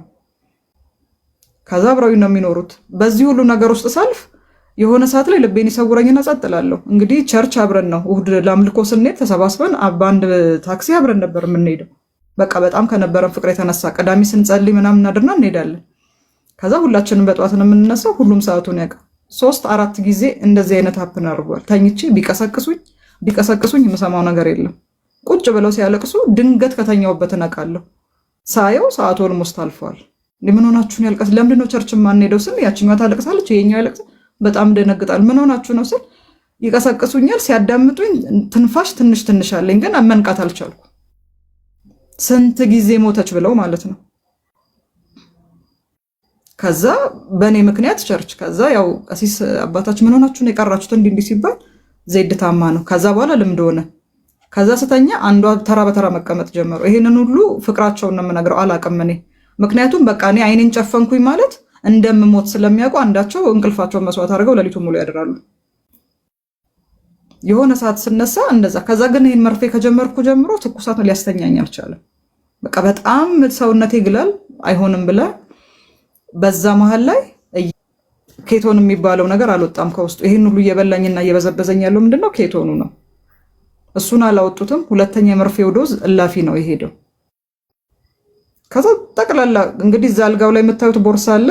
ከስራ ድል ነው ወንድሜ ድል ቤት ሲለኝ እና ስራ ጨርሻለሁ። ሰው ስራ ጨርሶ ወደ ቤት ይገባል። እኔ ስራ ጨርሼ ወደ ሆስፒታል ነው የሚሄደው። ስገባ ስኳሩ። ከዛ አለቆቼ ራሱ የሆነ ሰዓት ላይ በጣም ደነገጡ። ዝናሽ እንደዚህ ያልነበርሽም ምንድን ነው እንዲሆነው? እግዚአብሔር ይባረክ። ማንም ከሚከፈለው ደሞዝ በላይ ጥሩ ይከፈለኛል። ማንም ስላችሁ ላካብድ ሳይሆን ጥሩ ደሞዝ ይከፈለኛል። በስነ ስርዓት ነው። ይሄኛው ያስፈልግሻል ለጤንነትሽ፣ ይሄኛው ለአጥንት፣ ይሄኛው ለምን ጥቅም፣ ይሄኛው ያው ዱባይ ሰለጠናለም ስለሆነ ብለው እንትን እንኳን ምንድነው ስሙ ወተት እንኳን ተመርጦልኝ ነው የሚገዙልኝ። ይሄኛው ቡና ለጤን ጨጓራሽን ይነካዋል፣ ይሄኛው ቡና ጤናሽን አይነካውም ብለው። ከዛ መጨረሻ ላይ ግን ማሰብ ነው የሚያቀታችሁ። በቃ ቶታሊ ከፍተኛ የማላቀው ለሳምንት አይደለም ለ3 ቀን የቆየ የማያቋርጥ ቁርጠት ታመምኩኝ። እያዩኝ ሰውነት ያለቀ። በቃ አሁን ላይ እረፍት መስጠት አለብን ብለው እረፍት ሰጡኝ። እረፍት ተሰጠኝ። ለአንድ ወር እስቲ እረፍት አርጊና ማየት አለብሽ አሉ። ለአንድ ወር እረፍት አርጌ ለማየት ሞከርኩኝ። በነገራችን ላይ በዚህ ወጀብ ውስጥ ሳልፍ መሀል ላይ ምን መጣ? መሀል ላይ ኮሮና መጣ። ኮሮና ሲመጣ ያው ኮሮና ላይ የነበረውን ወጀብ ታውቁታላችሁ። ከዛ ደግሞ አልፎ ዲያቤቲክ የሆኑ ተጓዳኝ በሽታ ያለባቸው ሰዎች ደግሞ ያው ሞር እንትን ይላል የሚለውን እግዚአብሔርን ታምር መናገር ስላለብኝ ነው ብለው ሳይታሰብ አሰሪዎች 2 ልጅ አላቸው ወንድና ሴት። ከዛ ከትምህርት ቤት እንዲሁ ታሞ መጣ። አቀፍኩት። ይሄኛውን ህመም ከመታመሜ በፊት አቀፌው ለካ ሳላስበው ልጁ በጣም ኮሮና ነው። እንደነገርኳችሁ ነው 24/7 ከጌታ ጋር ነው ግንኙነቴ። ባገኘሁት ቀዳዳ ሁሉ ባይብል ነው የማነበው፣ ባገኘሁት ቀዳዳ ሁሉ ጸልያለሁ፣ ባገኘሁት ደግሞ ከነሱ ጋር ስሆን መዝሙር ነው የማዳምጠው። በጣም ኢየሱስ እቃ ሲወድቅብኝ ኢየሱስ የሆነ ነገር ሲሆን ኢየሱስ ብዬ ከመናገር ማለት ከመድገብ የተነሳ ልጆቹ ራሱ የሆነ እቃ ሲወድቅ ወይ ሲደነግጡ ኢየሱስ ነው በአማርኛ ማለት ነው። እንግሊዞች ናቸው ግን በአማርኛ ኢየሱስ ነው የሚሉት። ከዛ ሲጠይቁኝ ኢየሱስ ማለት ጂሰስ እንደዚህ ብዬ ነገርኳቸው። በቃ ኢየሱስ ነው የሚሉት። ከዛ በዛ መሃል ላይ ኮሮና መጣ። ልጁ ታመመ። ከዛ በኋላ አቅፌዋለሁ። ያው ይተላለፋል። በጣም ሴንሲቲቭ ነበር በሰዓቱ። እሱ ታመመ። ቀጥሎ ሴቷ እህቱ ታመመች። እናትና አባት ታመሙ። አብራኝ የምትሰራ አንድ ፊሊፒን ነበረች።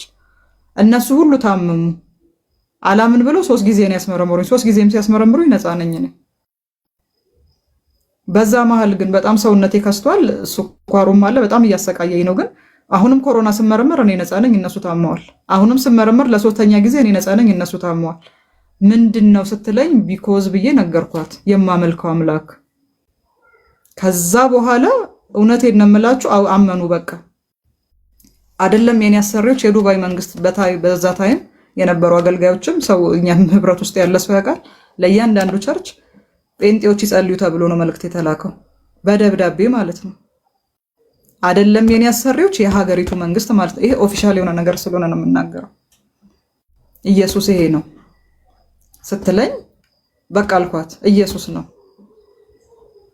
እኔ መመርመሩ ሰለቸኝ እንጂ ችግር ነገር አይነካኝም አልኳት። ለምን በቃ አለፈ። ኮሮናው እያለ ማለት ነው እያለ በጣም ስለተቸገሩ ስራ ቢዚ ስለሆኑ እንድሰራ ፕሊስ ሲሉኝ እየታመማችሁ ሰራለሁ አልኳቸው። እግዚአብሔር ሰማይና ምድርን የፈጠረ አምላክ ምስክሬ ነው። ኮሮና 4ቱም ተይዘው ፊሊፒኗ ናት አብራኝ የምትሰራው ከአቅም በላይ የሆነ ሆስፒታል ገባች። ኮሮና ባለበት ቤት ውስጥ እየሰራው ነበር። ጥሽ እያሉ በማስክ ታፍነው እነሱ። እኔ አንድ ቀን ስገባ ከስራ እጄን ታጥቤ ነው ስራ። ሳኒታይዘር ስትለኝ ነው የኢየሱስ ደም እላታለሁ ሁልጊዜ። ሳኒታይዘር አንድም ቀን እግዚአብሔር በሚያውቀው ለህግ ፉል ታይም ስለነበርኩኝ አደርገዋለሁ እንጂ ከዛ ውጪ ብታምኑ ባታምኑ አንድ ቀን ሳኒታይዘር እጄን ነክቶኝ አያውቅም። አብረውኝ ህብረት ውስጥ ያሉ ወንድም እህቶች ይመሰክራሉ። ኮሮናን እንደዚህ ያላግጬበትን ያለፍኩት በማን ከጌታ የተነሳ ማለት ነው። ግን ስኳሩ አለ ግን ነው አልኳት። ከዛስ ምናልባት ክትባቱ ሰጂ እንደዚህ ምንም ነገር በቃ ምንም እናንተ አፍንጫችሁ ስር ቁጭ ብዬ እየሰራው ያልታመምኩኝ ክትባቱ ሰጂ እኔ አንዴ በክርስቶስ ደም ተከትቤያለሁ ነው አልኩት ሰውየው። ከዛ ከስራ እናባረርሻለን ሲለኝ እኔ ለፈጠረኝ አምላክ እንጂ ለቀጠረኝ አልጨነቅም። ይሄንን መልስ ነው የሰጠው። አሜን ዋው አሜዚንግ ሲለኝ የኔ ህይወት የኔ እጅ የኔ አካሄድ በእግዚአብሔር እጅ ነው። አይኑ በቃ እኔ ቃላት የለኝም ስለእናንተ መልካምነት፣ ግን በእግዚአብሔር ልክ ተመሳስላችሁ ደግሞ የኔን ህይወት እንድትገዙ አልፈቅድላችሁም አልኳቸው። ከዛ ከስራ አገዱኝ። ለ4 ወር ከስራ ወጣሁኝ። እግዚአብሔር የሰማይን አፍ ይመግብ አይደል እንዴ? እኔን በስደት ሀገር ምንም ነገር ሳይጎልብኝ በመጀመሪያ ደረጃ እግዚአብሔር፣ ሲቀጥል እግዚአብሔር ይመስገን አሁን እስከ ቆምኩባት ደቂቃ ድረስ እድሜ ለዱባይ የኢየሱስ ክርስቶስ ዓለም አቀፍ ቤተክርስቲያን ህብረት አባላቶች በሙሉ ፕላስ ካሜራ የማያውቀው ማንም እንትንም አይደለት። በኮሮና ታይም እግዚአብሔር አምላክ በትክክል ስሜንና አድራሻዬን ሰጥቶት አሁን አሜሪካን ሀገር ነው የሚኖረው። ስቲል ፓስተር ነው። ለፓስተር ፍቃዱ እግዚአብሔር አምላክ ዘርዘላለሙን ይባርክ። ቀጥታ መልእክት በቃ በትክክል መጥቶልኝ ማለት ነው። ነብይ ምናምን አይደለም። በቃ በእግዚአብሔር በትክክል መልእክት መጥቶ ማለት ነው። እኔ እንዲከስቼ እነሱ በኮሮና እንደዛ በዛ በሰለጠነ ዓለም ስንት ነገር እየተጠቀሙ እየተንቀጠቀጡ እኔ አንድ ሳኒታይዘር ተጠቅሜ አላውቅም። ለጉራ አይደለም የምላቸው፣ የሰማይ አምላክ ምስክር ነው። ከዛ የመጨረሻ እድላችን ምንድነው? ከስራንችን ማገድ ነው ሲሉኝ ዩካን አልኩት በቃ። ምክንያቱ ሲለኝ የሚያኖር እግዚአብሔር ብቻ እንደሆነ ተምሬያለሁ፣ አውቃለሁ። ወደ አንተም ሲቀጥረኝ እግዚአብሔር ነው፣ ካንተም እንደወጣ ሲያደርግ እግዚአብሔር ነው። ስለዚህ አንድ ቀን አላመረርኩም። ይሄን ነገር ብዙ ሰው ላያውቅ ይችላል። 4 ወር ማንም በማያውቅበት መንገድ ድምፄን አጥፍቼ ከእግዚአብሔር ጋር እየተነጋገርኩ እየጸለይኩ እየበላው እየጠጣው እንደማንኛውም ሰው እየወጣው እየገባው ኖርኩኝ በስደት ዓለም ላይ። እግዚአብሔር በሚያውቀው ስልኬን አንስተው አንኳክተው ነይ ስራ ተመለሽ ያሉኝ። እዛ ቤት የተደረገው ታምር ሁለተኛው ማለት ነው። ተመለሽ ያሉኝ ምንም አልመሰለኝም። ሄድኩኝ። ያው አባቴን አማከርኩኝ፣ የቸርች አባላቱ ጓደኞቼን አማከርኩኝ። ችግር የለም ግቢ ያሉኝ። ተመልሼ ገባሁ። በሚያሳዝን ሁኔታ ተመልሼ ሲሄድ ያው አንዳንድ ጊዜ ፈረንጆች በጣም ልጆቻቸውን በብዙ ኤክሰርሳይዝ እንዲህ ስለሚያደክሙ 7 ዓመት ልጅ አላት የመጀመሪያው ወንድ ልጇ። እዚህና እዚህ ጎኑ ጋር ያለው አጥንቱ ለቆ ሽባ ሆኖ ገባሁኝ። ከዛ ሳየው ልነግራችሁ አልችልም። በጣም ኢሞሽናል ሆኖ ከመወለዱ ገና ፍቅረኛሞች እያሉ ነው እነሱ ቤት ተቀጥሬ እየሰራው የነበረውና በጣም ውስጥ የተነካ። ከዛ ብታምኑም ባታምኑም ከእግዚአብሔር ጋር ግብ ገጠምኩኝ። እዚህ ቤት መልሳ ያመጣኸኝ ስራ እንድሰራ አይደለም ማለት ለስጋ የሚጠቅመኝን ስራ ብቻ ሳይሆን ክብር በዚህ ቤት መገለጥ አለበት። እነዚህ ሰዎች ማመን ቀጥለዋል። አሁን ደግሞ የዝናሽ የምታመልከው አምላክ እውነት ነው ብለው ከዛ በቀጥታ አይምሮዬም እግዚአብሔርም የወሰደኝ ወዴት ነው? ወደ ዳንኤል ነው። ትንቢተ ዳንኤልን አነባለሁ። በቃ ዳንኤል ራሱ አጠገቤ የቆመ እስከሚመስለኝ ድረስ በዛ መንፈስ ሆኜ እያነበብኩኝ ይሄ ልጅ ከፈውስ መፈታት አለበት። ከዛስ ሄድኩኝ ሐዋርያት ሥራ ምዕራፍ 3 ላይ ያ ሽባ ተተርትሮ እንደተፈወሰ ማለት ነው። እሱን ቃል እያነበብኩኝ መጸለይ ጀመርኩኝ። ብታምኑም ባታምኑም ወር በሞላው ጊዜ ውስጥ ልጁ ተፈቶ ቆመ። ልጇ ማለት ነው። በጣም የምትሳሳለት በጣም የምታዝንል። ምክንያቱም እግዚአብሔር የዘላለም አምላክ የፍጥረት ሁሉ አምላክ እንደሆነ አምናለሁ። በጣም ልቧ ተሰብሮ በጣም በብዙ ሀዘን ውስጥ ነበረች። እየተሸከምን ነበር መጸዳጃ ቤት የምንወስደው። መቀመጫ ሁሉ በጣም ቆስሎ በቃ እንዴት ይሁን በጀሶ ታሽጎ ማለት ነው። ፒክቸሩ ራሱ አለ ስቲል እኔ ጋር ላሳያችሁ እችላለሁ። እና ጸለይኩኝ፣ እግዚአብሔር ረዳኝ። ልጁ መራመድ ጀመረ። መራመድ አይደለም ኳስ ይጫወታል በቃ። ከዛ በኋላ እኔ በህመም ውስጥ ሆኜ ግን እግዚአብሔር ይሄንን ነገር ሰራ ብዬ ያንን ቤት አለፍኩኝ። እዛ ስራ ውስጥ ሆንኩኝ። ከዛ በኋላ ነው እንደዚህ ስታመም እንደነገርኳችሁ ያለማቋረጥ የ3 ቀን ቁርጠት ሆዴ ላይ ለቀቀብኝ። በጣም እየታመምኩኝ ሄድኩኝ። ከዛም በተለይ ምን ይረብሸኝ ጀመር፣ ምግብ ስበላ የበለጠ ቁርጠቱ ይጨምራል። ከዛ ለ1 ሰዓት ምናምን ያንፈራፍረኛል። እሱን አስታግሼ ከዛ ተንፍሼ ተነስቼ ወደ ስራ ገባለሁ። ከዛ በዚህ ሁኔታ መቀጠል ስላልቻልኩኝ ምግብ ባልበላው ቁጥር ደግሞ ስኳሩ መጠኑ እየጨመረ መጣ። መጨረሻ ላይ አሁንም እዛ ህብረት ውስጥ ያለች ዝናሽ የምትባል በጣም የምወዳት ጓደኛ ያለችኝና በጣም ትከታተለኝ ነበር። አንድ ቤትም ስለምንኖር የዛን ቀን በጣም ታመምኩኝ። ከዛ ቅዳሜ ቀን ቶታሊ ረፍት ወጣሁኝ። ለ1 ወር ብለውኝ ወጣሁኝ ረፍት። በመኪና ይዘውኝ ወደ ቤት መጡ። ሻንጣይን ይዤ ወጣሁኝ። ከዛ በኋላ ወደ ወንድሞች ቤት የቸርች ሽማግሌዎች ጋር ሊጸለይልኝ ልሄድ ስል ከታክሲ ወርጄ እንደዚህ ታጥፌ ቀረሁኝ። መራመድ አቃተኝ። ከዛ በጣም በዛ ሁኔታ ውስጥ አለፍኩኝ። ማንም ዶክተር በሽታው ሊገባው አልቻለም። ጸሎቱም እንደቀጠለ ነው። መጨረሻ ላይ እስቲ ምናልባት ወተት ብጠጪ ጥሩ ይሆናል ሆድሽ ባዶ ስለሆነ ብለውኝ አንድ ብርጭቆ ወተት ነው ግጥም አድርጌ ስጠጣ ራሴን ሳትኩኝ። ራሴን ስጠት ኤመርጀንሲ ይሄኛውን ከወንድሜ ሶል ጀርባ የምታዩት ፎቶ የመጨረሻ ሆስፒታል የገባሁበት ማለት ነው። ሆስፒታል ገባሁኝ። ላይ ከቀኑ 8 ሰዓት የገባው እስከ ሌሊቱ 8 ሰዓት በሽታዬን ሲመረምሩ ማግኘት አቃታቸው። በጣም ለፉ። በጣም ብዙ ነገር ሆነ። በሽታው መገኘት አቃተው። መጨረሻ ላይ ምን ሆንኩኝ? ወደ እንትን ሁላ ገባሁኝ። ይገኛል ብሎ ሲቲ ስካን ሁላ ገባሁኝ። በሽታውን ሊያገኙት አልቻሉም። ስኳሬ ሲለካ ሰደታይም 600 አልፏል። ስኳሬ 600 ሆኖ ነው በህይወት የኖርኩት። ከዛ መጨረሻ ላይ መረመሩኝ። ሆድ ቁርጠቱ ሊያስተኛኝ አልቻለም። እጮሃለሁ መብላት አልቻልኩምና ያው መጨረሻ ላይ የቸርች ወንድም እህቶች መጡ አዩኝና በቃ ትርፍ አንጀት ነው ስለዚህ ኦፕራሲዮን መሆን አለባት ሲሉ ወንድሞች ተከራከሩ። አይሆንም ምግብ ስላልበላሽ ደክሟት ነው ተባለ። ሆዴ ላይ በጣም ከፍተኛ ቁርጠት ስለነበር ኦፕራሲዮን ሊያረጉኝ ሲሉ እነሱን ደርሶ በእነሱ ምክንያት ጌታ ከዛ ተረፈኝ። ከዛ ይዘውኝ ወጡ። ምንም ሊተወኝ አልቻለም። ጭራሽ ኪሎ እየቀነሰ ሄደ። የጻልሽ ኪሎ በቃ ወደ 35 ሆንኩኝ። መጨረሻ ላይ ምንም በማላውቀው ሁኔታ ሰውነቴ ሙልጭ ብሎ አለቀ። ሰውነቴ ግን በቃ የምነግራችሁ ፀጉሬ ረግፎ አልቋል። ከዚህ ከትከሻዬ ጀምሮ እግሬ ድረስ በጀርባዬ እሳት ይነዳል። ምን እንደሆነ በሽታው አያውቁትም። ብዙ ዶክተሮች ሄድኩኝ። አለ የተባለ ዱባይ ውስጥ 1ኛ ደረጃ የተባለ ሆስፒታል ሁሉ ሄድኩኝ። ላገኘው አልቻልኩም። ይሄ ወንድም ያልኳችሁ ይዞኝ የማይዞር ሆስፒታል የለም። ከዛ መጨረሻ ላይ እዚህ ጋርና እዚህ ጋር ያለው በሽታ ባሰ። ሰውነቴን ይቆርጠኛል። ሆዴን በሻሻ ስሬ መንቀሳቀስ ጀመርኩኝ። በቃ ስራ አቆምኩኝ። ሊጠይቀኝ ይመጣል። በምልክት ቋንቋ ነው ደህና ነሽ እንደዚህ ነው እንጂ ምለው አላወራም፣ አልችልም፣ ደክሞኛል። በቃ ቶታሊ በቃ የመኖር ተስፋ እስከሚቆረጥ ድረስ ማለት ነው። መጨረሻ ላይ በዚህ ሁሉ ሁኔታ ውስጥ እዚህም ተፈለገ በሽታ የዛም ተፈለገ፣ እንደዚህ ያደረገኝ ነገር ሊታወቅ አልቻለም። መራመድ አቃተኝ። ወገቤ በሻሽ እንደታሰረ ነው። እዚህ ጋር የሚያመኝ ነገር ትንሽ እሱን ነበር የሚደግፍልኝ። በዛ ሁሉ ስቃይ ውስጥ አለፍኩኝ ከምነግራችሁ በላይ ማለት ሰውነት ሲቃጠል ማለት ኤክስፕሌን ላደርግላችሁ አልችልም። ነርቭ ማለት ምን እንደሆነም አላውቅም። የዛኔ ነው የማውቀው። ከዛ የሁሉ ሲሆን አያውቁትም። ኬቶን የሚባል ነገር አናውቅም። ዱባይ እነሱም አያውቁም፣ እኔም አላውቅም።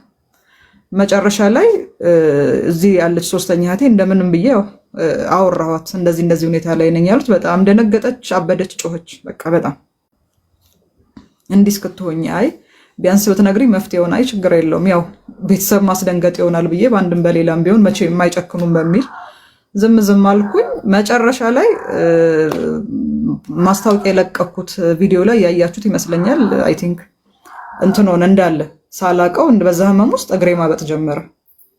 ከጣቴ ጀመረና እያበጠ ወደ ጉልበቴ ሊመጣ መጣ። ከዛ በጣም ደነገጥኩኝ። ያው ይሄው ወንድም ሆስፒታል አለ፣ እኔ ስኳሩን አክሞ ያዳነኝ ዶክተር አለ፣ እሱ ጋር መሄድ አለብሽ አለ። ከቤት በዚህና በዚህ እንደ ክራንች ሰው ደግፎኝ ነው የምወጣው፣ ተደግፌ ነው የምወጣው። ሊፍቱ ላይ ደግፈው ያስቀምጡኛል። ከመኪና ስወርድ በዊልቸር ነው፣ ወደ ቤትም ስገባ በዊልቸር ነው፣ ወደ ሆስፒታልም ስገባ በዊልቸር ነው። ቶታሊ ደክሞኛል፣ መራመድ አልችልም።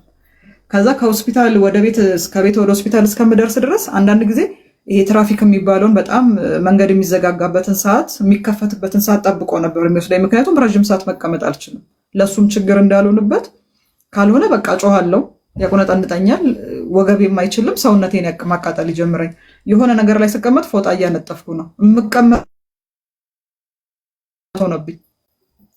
ሰውነቴም አልቋል እንደነገርኳቸው፣ አቅምም የለውም ሰውነቴ ስጋ ስለሌለው። ከዛ በዛ መሀል የምወጋውን መርፌ ያቆምኩት። ምክንያቱም አትሊስት መርፌ እንኳን የምወጋበት ቆዳ እስከማጣ ድረስ ማለት ነው። ተጣበቀ ሰውነቴ ላይ በጣም በቃ መጨረሻ ላይ እግሬ አበጠ። እግሬ ማበጥ ሲጀምር ጸለይኩኝና በቃ የወሰንኩት ምንድነው ብሞትም ኢትዮጵያ ይሻላል። ምክንያቱም ያው እንደምታውቁት ነው በአንድም በሌላም ከስደት ሀገር ሬሳ ጭኖ ወደዚህ ለሌላውም ከባድ ስለሆነ ቢያንስ ይህንን ነገር ማቅለል አለብኝ ብዬ እንደዚሁ እንደታመምኩኝ መረመሩኝ። ሌሊቱ ሙሉ መረመሩ፣ ሊያገኙ አልቻሉ። ተነስቼ ወጣሁኝ። ይዞኝ እዛ ሆስፒታል ሄደ። በጣም ደክሞኛል። ልክ ዶክተሩ ሲያየኝ ምንም አልነካኝም። አይቶ ሲነግረው አሟታል። እሱ ነው ኤክስፕሌን እያደረገልኝ ያለው። ምክንያቱም ከእሱ ጋር ነው እኔ ማውራት ስለማልችል እሱ ነው የሚናገርልኝ። እንዲህ አሟታል ሲለው ዶክተሩ አየኝ። ቀጥታ በቃ ይሄ ከኔ አቅም በላይ ነው፣ ይችን ቃል ነው የተናገረው። እኔ ከአቅሜ በላይ ነው፣ አልነካትም። ሌላ ሆስፒታል አለ፣ ትልቅ ሆስፒታል ሌላ ከተማ ላይ፣ እዛ ተተኛና እንትኖች ነርሶች እየተከታተሉ ያክሟታል። አልቻልኩም። ምክንያቱም እንደነገርኳችሁ ነው። አንድ ቀን እግሬ ያበጠ ቁርጭምጭሚቴ ጋር ደረሰ። ከማበጡ እሳት ነው በቃ ላይ ሚና በጣም ውስጤን ይጨንቋል ስለሚድኑ ሰዎች። እኔ እኮ ብሞት ወደ ጌታ ነው፣ ብታመም ስጋዬን ነው። ግን እነዚህ ሰዎች በሲኦል መቃጠላቸው ወደ ሲኦል ከቤተሰቦቼ ጀምሮ በጣም ውስጤ ይጮህ ነበረ። ብታምኑ ባታምኑም አንድም ቀን ተንበርክኬ ጌታ ሆይ ማረኝ የሚል ነገር ውስጥ ማራቸው፣ ከሲኦል እነዚህ እህቶች ያምልጡ፣ የታሰሩ ይፈቱ። በስደት ሀገር ላይ በቃ ውስጥ የሚጮኸው ሰው ወደ ጌታ መጥቶ እንዴት እንደሚድን ነው። ልክ ሲነጋ ሌሊቱ ስንት ሰው ድኗል፣ ስንት ሰው እየሞተ ይሆን ውስጤ ላይ ያለው። ምክንያቱም እኔ በዛ ደረጃ ልቄ ቁጭ ብዬ በህይወት እየኖርኩ ነው። ከዛ ማስተዋል ጀመርኩ፣ ጌታ ምን እያሰበ ነው በእኔ። ግን የመጨረሻው ደረጃ ደረሰ። ዶክተሩ እንደዛ ሲል አይ አልኩትና ከወንድሜ ጋር ተመካከሬ በቃ ኢትዮጵያ መሄድ አለብኝ። ክሪስማስ ታይም ወደ አዲስ ዓመት መግቢያ ነበር በፈረንጆቹ 2025 አካባቢ። ላለቆቼ ደወልኩና በቃ ከእንግዲህ ስራ መስራት አልችልም ሰደልኝ። አረ ችግር የለም እንጠብቅሻለን፣ በዚህ ወጥቶ በጣም ነው የመጠበቅ ሳይሆን በቃ መራመድ አልችልም አልኳቸው። እንዲያም መራመድ ስለማልችል መስራት አልችልም፣ ስለዚህ እንደዛ ነው ሊሆን የሚችለው ብዬ በቀጥታ ነገርኳቸው። በቃ መሄድ አለብኝ። ከዛ እንደዛ ከሆነ ችግር የለውም እኛ ትኬትን ቆርጣ ብታምኑም ባታምኑም ኢትዮጵያ የመጣሁት ስመጣም ሳስቤት ጭንቅላቴ ውስጥ የሞላው በቃ ለሞት ነው። ምክንያቱም ያ ሁሉ ዶክተር አንድ ኬቶን ማውጣት አቅቶት ነገር ሁሉ ተበላሸ። እህቴ ስኳር ያማታል፣ ግን በጤንነት ነው ያለችው፣ በጣም በጤንነት በሚገርም ጤንነት። ምክንያቱም ከመጀመሪያው ኬቶን የሚባል ነገር ወጥቶላ ያ ነገር ነው የጎዳኝ። ከዛ ሳስበው ያው የጸሎትም ችግር የምንም እንትንም አይደለም። ይሄ አንዳንድ ጊዜ ምን መሰላችሁ ሰው በስጋው ሲታመም እኔም የሆነ ሰዓት ላይ ብዬ ነበር ጌታን የበደልን ወይ ጌታ የተለየ ነገር ሰርተን በእኛ ላይ ያመጣ ጉድ ምናምን ይመስለን አይደለም። ምክንያቱም እንደኛ ቸርች የሚጸለይበት ቦታ የለም። በሳምንት ሁለቴ በተለይ ሮብና ቅዳሜ የሚባሉ ቀናቶች በዛ ቸርች የሚወደዱ ቀናቶች ናቸው። ገንዘቡን የማይቆጠብ ህብረት ነው። ከጸሎት ጉልበቱን የማይቆጠብ ህብረት ነው። አንዳችንም የኔ ደሞዝ እንደዚህ ነው፣ የኔ ኬስ እንደዚህ ነው፣ የእንትነም ነው። ይሄ ወጀብና ንፋስ ሲመጣ የሆነ ነገር ሲመጣ ቻው ብለን ረግጠን ትተነው የምንሄደውን ጌታ አይደለም የተቀበልነው የተከተልነው።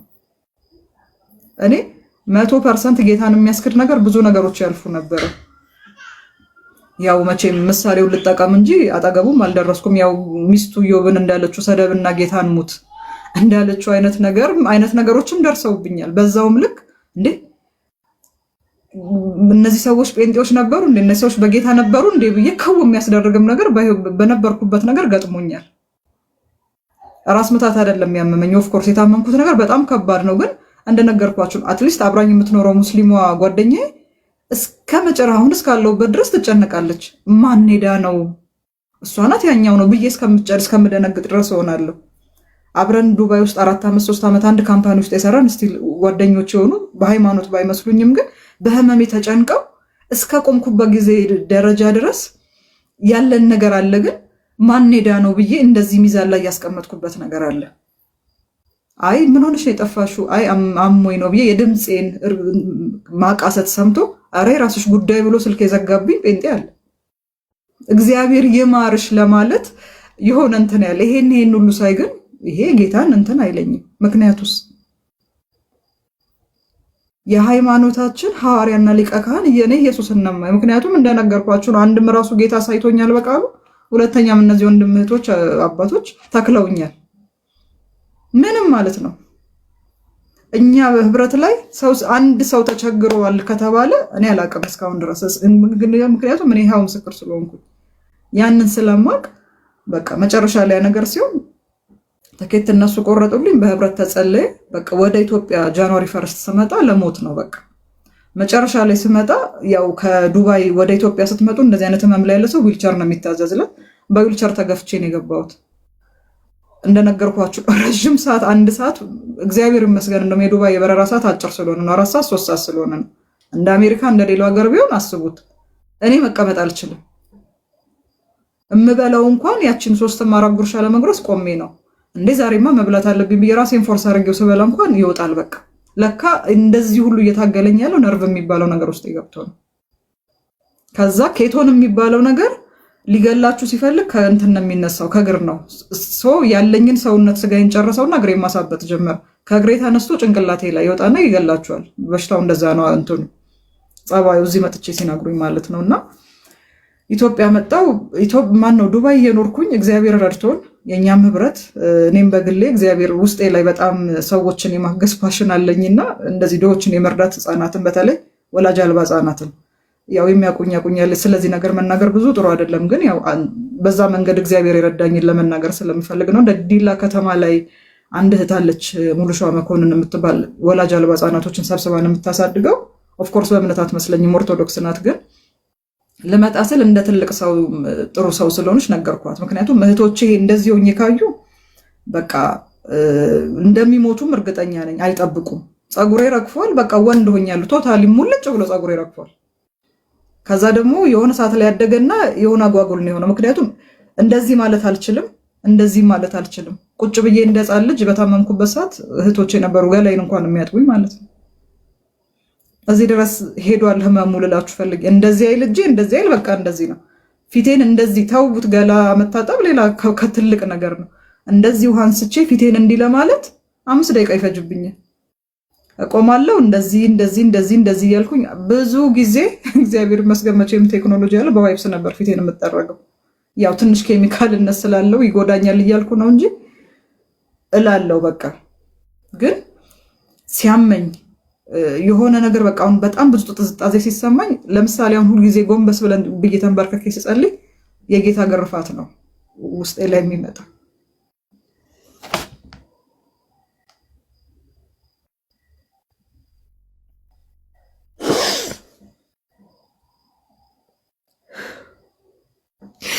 ኢየሱስ ደግ ነው ወንድሞቼ፣ ኢየሱስ ደግ ነው። አይዞሽ የእውነት ኢየሱስ ደግ ነው። እኔ ልነግራችሁ አልችልም። ኢየሱስን ንኩት፣ ተነካኩት። እሱ እንደኔ አይደለም። የእውነት እኔ ማንንም ብሌም ማድረግ አልፈልግም። ግደለኝ እያልከው የሚያኖር ርኅሩህ ጌታ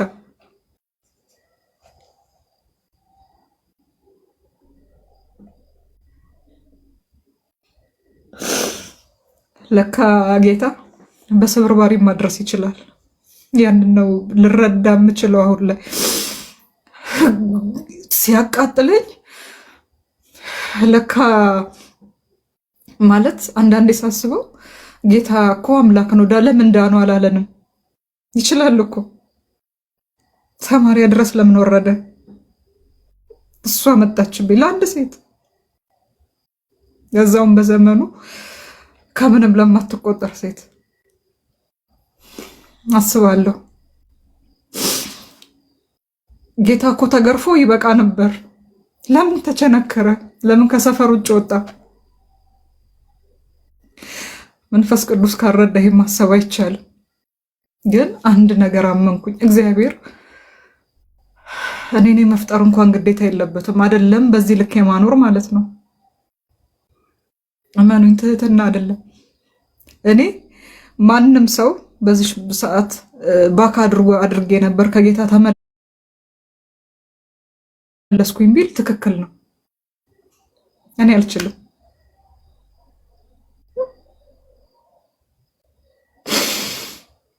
የኢየሱስ ደም ለካ ያ ኪዳን እየተከተለኝ ነው። አልገባኝም ነበር።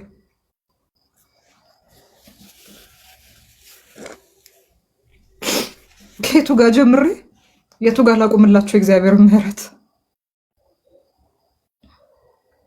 ማንን እንደጣለ እናንተን ይጥላችኋል። እኔ ኦልሞስት 2 ሰዓት ሊሆነኝ ነው እዚህ ጋር ቁጭ ብዬ እያወራሁኝ። 10 ደቂቃ መቀመጥ አልችልም። እሳት ነበር ሰውነቴ ላይ የሚነደው። እግዚአብሔር ይባርካት እህቴ ጽግሽ በእኛ ህብረት ውስጥ ያለች እህት ናትና እስካቆምኩባት ድረስ አንዳንድ እንደዚህ አይነት እህቶች ይስጣችሁና የመጨረሻው ቀን ተቆረጠ። ከዱባይ መጣሁኝ። በቃ ለአሰሪዎቼም ተናገርኩኝ። እዚህ መጥቼ እንደምሞት ነው የማውቀው፣ እግዚአብሔር በሚያውቀው ማለት ነው። ከዛ ያው ራሴን ችዬ መንቀሳቀስ ስለማልችል ስራዋን ትታ ነገ ልታጣው የምትችለውን ስራ ትታ ተከትላኝ መጣች። ኤርፖርት ደረስኩኝ። ፕሌን ላይ ከፍተኛ ችግር ተፈጠረ፣ አትሳፈሪም አሉኝ። ምክንያቱም እንዳንቺ ብዙዎች እንደዚህ ደህና ነን ይሉና ይታመማሉ። ከዛ ደምን ባያለቀሰች እህቴ ናት ትችላለች ባካችሁን አለቻቸው። ምክንያቱም እንደማልራመድ ታውቃለች፣ ረዥም ሰዓት መቀመጥ እንደማልችል ታውቃለች። ፕሌን ላይ ደግሞ ታውቃላችሁ ቆሞ መሄድ አይቻልም። ታክሲ ውስጥ ባስ ውስጥ ቢሆን ኖርማል ነው፣ እዛ ውስጥ አይቻልም። ደምን ባያለቀሰች እግራቸው ስር ወድቃ ለመነቻቸው። ለእኔ ሞት ማለት ነው።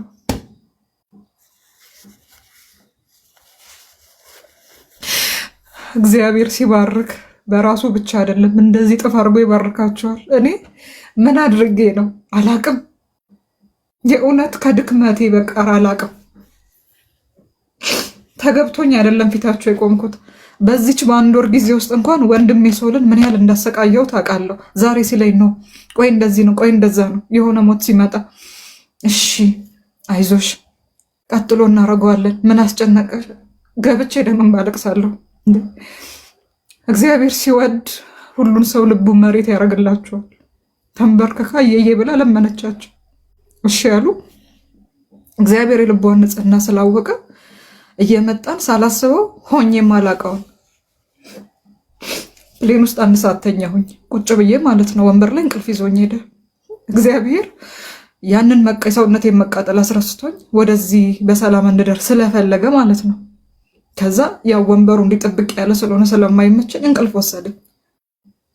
ስነቃ የሆነ 15-30 ደቂቃ ተኝቼ ስነቃ ደምን ባታነባለች። ምን ሆነሽ ነው ጽግሽ ለምንድን ነው የምታለቅሽው ስላት የሞትሽ እየመሰለኝ ልብሽ ቀጥ የሚል እየመሰለኝ አደራዬን እንዳልበላ ነው ትላለች። ምክንያቱም ስኳር በሽታን ተከትሎ ታውቃላችሁ፣ ልብ፣ ኩላሊት፣ አይንን አታክ ያደርጋል። ምን ሆነሽ ነው ስላት ደንግጬ ዝም ብለሽ ስተኝ እኮ የሞትሽ እየመሰለኝ አደራዬን እንዳልበላ ትላለች። እንዴ አንቺ እኮ ነፍስ ልትቀጥ አይደለም አብረሽኝ የመጣሽው፣ እኔ ተስፋ ቆርጬ ልሞት እየሄድኩ ነው።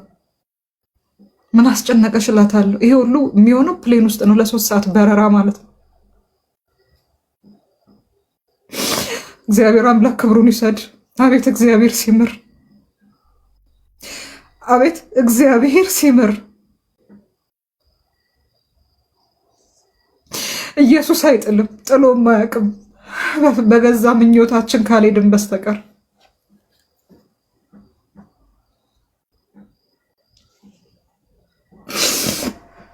Yes, hallelujah. አሜን።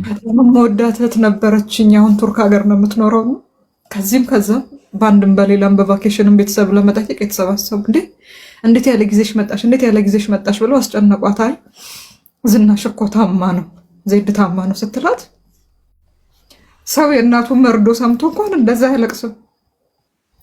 እኔ ደነገጥኩኝ። ምን አለች? እኔ አሁንስ ብለው ብዙ የተናገሩ አሉ። እግዚአብሔር ግን ስንት የሚታመም እያለ ዜድ እንዴት ታመመች? እንደነገርኳችሁ ነው። በጎ አድራጎት ሲባል በቃ እኔ ውስጥ አይችልም። ኖርማል እግዚአብሔር በአንድም በሌላም ጸጋ ይሰጣችኋል። እና እሷ ናት አይታኝ ታመመች ይል በቃ ሴምቲንግ ደንግጠን እኔ እየተንፏቀኩኝ ያለዋት ልጅ እያለሁኝ ጽግሽ እሷ ልጅ ትትረፍ ነው ያልኳት።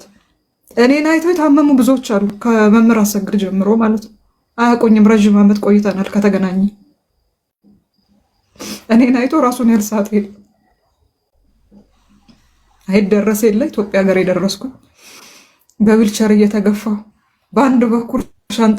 የሚገርማችሁ ነገር ስንመጣ ምን አልኳት? እንደው ከሆነ እስኪ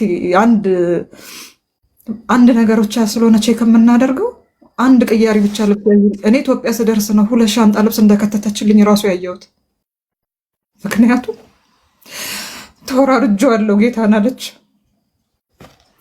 አትንጠቀን፣ የሚነጠቅ ነገር ይሂድ፣ ዜድን አትንጠቀን ብዬ ተወራርጄዋለሁ ስትለኝ ምን ልበላችሁ፣ በቃ የጌታ ምሕረት በዚህ ያስነባኛል፣ የእነሱ ፍቅር በዚህ ያስነባኛል።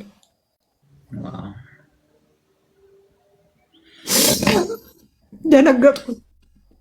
ለእኔ ዊልቸር ፍለጋ ትሯሯጣለች። ምን ሆነች ነው ስላት፣ አይ ታዞልኛል እኮ በወረቀት ፍቃድ የወጣ ስለሆነ ያመጣሉ አልኳት። ከዛ ደግሞ ሮጣ ሻንጣ ትጎትታለች። እንዴ ግራ ገባኝ። ምንድን ነው ይሄ ሁሉ ስላት፣ እግዚአብሔር እንደሚምርሽ እርግጠኛ ነኝ አያሳፍረንም አለች።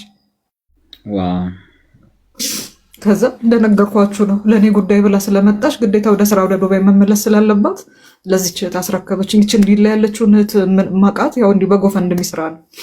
ካርጎ ልብስ እየሰበሰብ ለተጎዱ ህጻናት የሰለጠነ ዓለም ስለሆነ ወደ 5 ዓመት እንደዚህ አይነት ስራዎች ሰርተናል አብረን። ደነገጠች እሷ። ከዛ ያው እህቴ ምንም እህት ናት፣ አረረም በረረም እንደታመምኩኝ አወቀች። ለ2 ወር ስራ ፈቃድ ወሰደች። ነገርኳት፣ መንቀሳቀስ አልችልም፣ መጸዳጃ ቤት እንኳን የሚሄደው በሰው ሸክም ነው።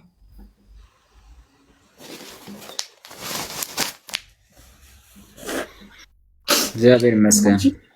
እጄ መብላት አይችልም፣ እንጀራ እንዲቆርሶ መብላት አይችልም። ይሄ እንዲቀጥ ብሏል በነርቭ ምክንያት። ያው ሁሉ ሲሆን አናውቅም አልኳት። ወደ ዲላ ልንሄድ ላምበረት ስንገናኝ ልቧ ቀጣለ። እህቴ በዚህ መልክ አልጠበቀች። ምክንያቱም የሞት ዜና ነው ሁሉም እየጠበቀ ያለው፣ እኔም ራሴ ማለት ነው። ከዛ እሷም እህቴም ስታይ ደነገጠች። እግዚአብሔር ይባርካት። ቁስሌን መሜን ያሉን ነገር ሳትጸየፍ ለ1 ዓመት አስታመመች። 1 ዓመት ዲላ። ከዛ መቼ ነው ብቻ ሮብ ቀን አይ ቲንክ ኢትዮጵያ ገና ሊከበር 3 ቀን እንደዛ ሲቀረው ነው አዲስ አበባ የገባሁት። አዲስ አበባ እሷ ቤት አደርኩኝ። ከዛ እሷ ቤት አረፍኩኝና ሌሊት ሳላስበው እንዴት እንደሆነ ባላቅም 2 ሰዓት ተኛውኝ። አለች በቃ 2 ሰዓት ሙሉ ቁጭ ብላ ህፃን ልጅ ጦጦ እንደሚጠፋ ትጠብቀኛለች። ንቅት ስል ሌሊት የት ነው ያለሁት ስላት ኢትዮጵያ።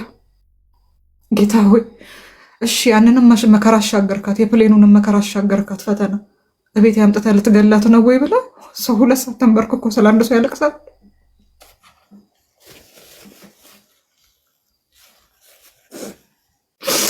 ስነቃ ከተኛውበት ሶፋ ስር እግሬ በጣም እንደነገርኳችሁ ነው ጉልበቴ ድረስ አብጦ ስለነበር ግዴታ እንዲመዘቅዘቅ አለበት። እንደዛ ትራስ ደግፋ ታነባለች። እግዚአብሔር ግን አላሳፈራትም። በማግስቱ ተነስቼ ዲላ ገባሁኝ። ዶክተሩ ቤት ድረስ መጣ። እስቲ ለመርምራት ብሎ ደም ወሰደ። ከዛ በቃ እንደንትን ያጣደፋቸው እህቴን እና እሷን ቶሎ ሆስፒታል አምጧት፣ ዛሬን ካደረች ትሞታለች አለ። ከዛን ከብክበው ሲወስዱኝ እንዲህ ሁሉ ያደረጋት እኮ ኬቶን ነው። እህቴም ጠየቀችን፣ ኬቶን አልወጣልሽም ወይ? እሱም ኬቶን ምንድን ነው ኬቶን? እኔ የማውቀው ነገር የለም አበደ ዶክተሩ። ይሄ እንኳን የሰለጠነ ዓለም አንድ ነርስ ተራ ነርስ የሚያውቀው ነገር ነው። ስለዚህ ሰውነትሽን በልቶ ነርቭ በሽታ የሚያመጣብሽ እንዲያረገብሽ እሱ ነው። እህቴ ኬቶን እንደሆነ ስትሰማ ስለምታውቀው በቃ ምን ብዬ ልንገራችሁ፣ በጣም ተቆጨች። መጨረሻ ላይ ልክ ሆስፒታል ገባሁኝ። +4 ደርሷል። +1 ጀምሮ ሄዶ +4 ማለት በቃ የመጨረሻው የሞት ደረጃ ነው። የመጨረሻው የሞት ደረጃ። ከዛ ሆስፒታል ገባኝ። በጣም ደንግጦ ዶክተሩ እንደዚህ የሆነ ደረቅ እንጨት ላይ ነው ያስተኙ። እንደነገርኳችሁ ነው 0 ገብቷል። አጥንት ነኝ በቃ ግሉኮስ ምኑ ስጋዬ ላይ ሰካ። እጮሃለሁ፣ የሆነ መርፌ ሲነካኝ እጮሃለሁ። ብዙ መድኃኒት አስደፋሁት። መጨረሻ ላይ ማደንዘዣ ተወጋውና ያኬቶን እንዲወጣ ተደረግኩ። ላይክ ለ1 ሰዓት ምናምን ራሴን አላውቅም፣ ህጉም ስለሚፈቅድላቸው እንደዛ አድርጎ ከእግዚአብሔር በታች ጌታ እሱን ዶክተር ተጠቀመበት። ሌሊቱ ሙሉ ለእኔ ብሎ አድሮ እግዚአብሔር ስላዘዘውን አላውቅም። እህቴ ትንፈራፈራለች። ሆስፒታሉ ጩኸት በጮት የማውቀው ነገር የለም። እንደዛ ግሉኮስ ተሰክቶልኝ ኬቶኑን ለማውጣት እየተጣጣሩ ይህን ካለችው ያለው ፀጉሬ በተኛውበት ይረግፋል። 3ኛ የመሞት ምልክት ማለት ነው። በዛ መሀል በጣም ደነገጡ።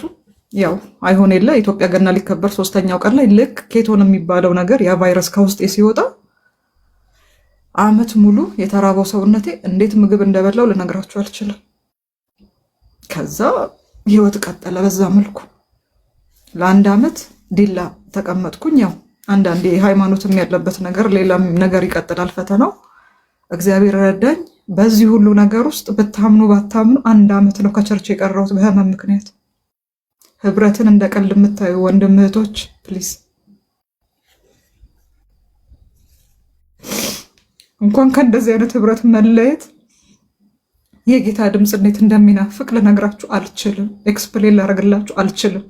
የእውነት አልችልም። ዲላ ሆኜ እንደዛ ታምሜያለሁ። እየተንፏቀቅኩ ነው የምራመደው። እህቴ ሌት ተቀን ታለቅሳለች። መጸዳጃ ቤት እሷ ናት ጎትታ የምትወስደኝ። አስባችሁታል? ለሴት ልጅ ከባድ ነው በጣም በሰው መታገዝና፣ ምክንያቱም በአንድም በሌላም በትንሹ በእናቴ ይህን መማቀዋለሁ። ያም አለፈ አያልፍ የለ። መጨረሻ ላይ ግን 8 ወር አመት ሊሞላኝ 2 ወር ሲቀረኝ ውስጥ የተንገበገበ ሌሊት መተኛት አቃተኝ። የጌታ ድምፅ ናፈቀኝ፣ ህብረት ናፈቀኝ፣ በቃ ቸርች የሚባል ነገር ናፈቀኝ እና ሆስፒታል ተኝቼ ለ3 ቀን ኬቶኑ ከወጣልኝ በኋላ ወደ ቤት ስመለስ መሰረተ ክርስቶስ የሚል ቸርች እንዲህ ታፔላ ተለጥፎ ድንገት እንዲህ በመኪና ልፍ ስንል አይቻለሁ። ከዛ ለመንኳት፣ በሃይማኖት ባትመስኝም እባክሽ ናፍቆኛል ስላት ማን ኃላፊነቱን ይወስዳላለች።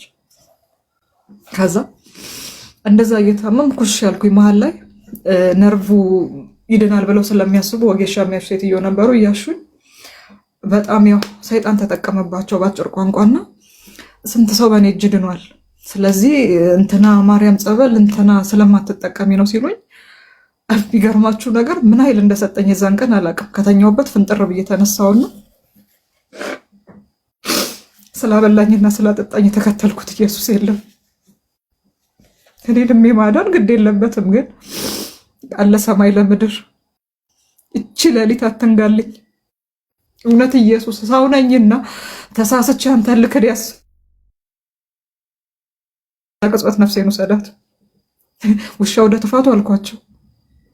እውነት በኃጢአቴ ከሆነ እየተቀጣ ያለው ይሁን። ኢየሱስን ክደሽ ከምትሉኝ በረንዳ አውጥታችሁ ጣሉኝ። እግዚአብሔር ይመስገን ሀገሬ ላይ ነኝ፣ ዜጋ ነኝ። በረንዳ ላይ አውጥቼ መኖር እችላለሁ። ኢየሱስ አይነካም አልኳቸው።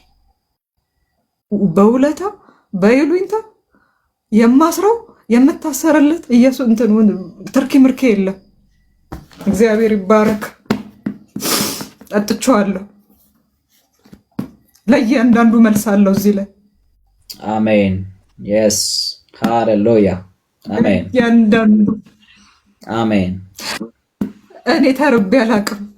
12 ዓመት ማን አኖረኝና በሰው ሀገር ሞገስ ሆኖ ማን አገኘኝና ማን እነዚህን የመሳሰሉት ወንድሞች ሰጠኝና ኢየሱስን እክደዋለሁ። እኔ ማን ነኝ? ኢየሱስ ይካዳል እንዴ? ነርቭ በሽታ መጣ ተብሎ ኢየሱስ ይካዳል እንዴ? ስኳር አመመኝ ተብሎ ሰው ኢየሱስ ይካዳል እንዴ?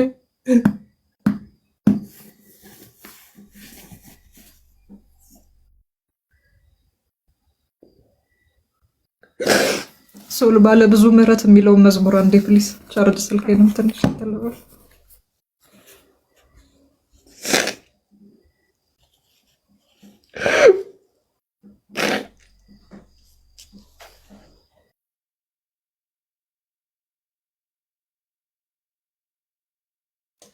ሃሌሉያ እግዚአብሔር ይመስገን።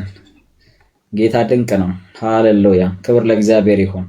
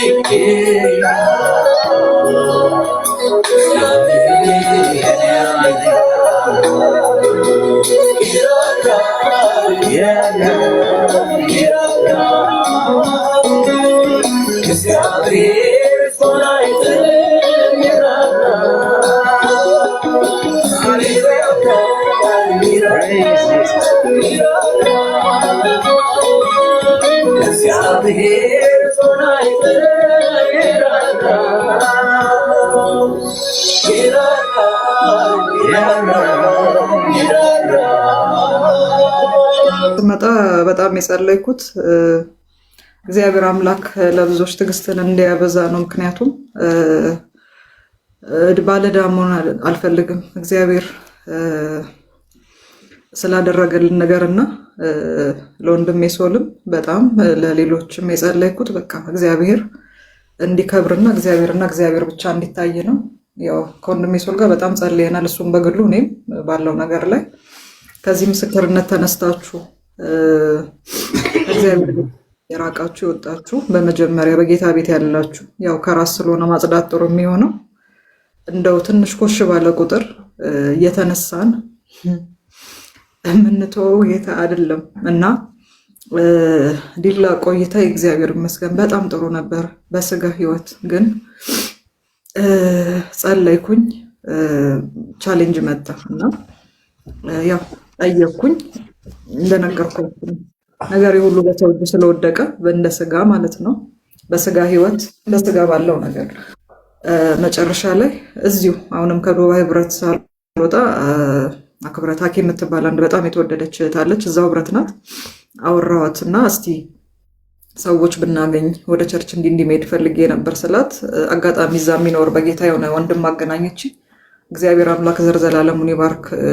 ሳስበው ራሱ አሁንም በየሄድኩበት ቦታ ሁሉ እግዚአብሔር የሚሰጠኝ ሰዎች በጣም የሚገርም ነው። በጣም ማለት ነው በቃ አይደለም ጌታ ራሱ ባደረገልኝ ምህረት አይደለም ሰዎችን ተጠቅሞ ለኔ ያደረገውን ነገር ባወራላችሁ ይሄ ሌሊት ሊነጋ ይችላል።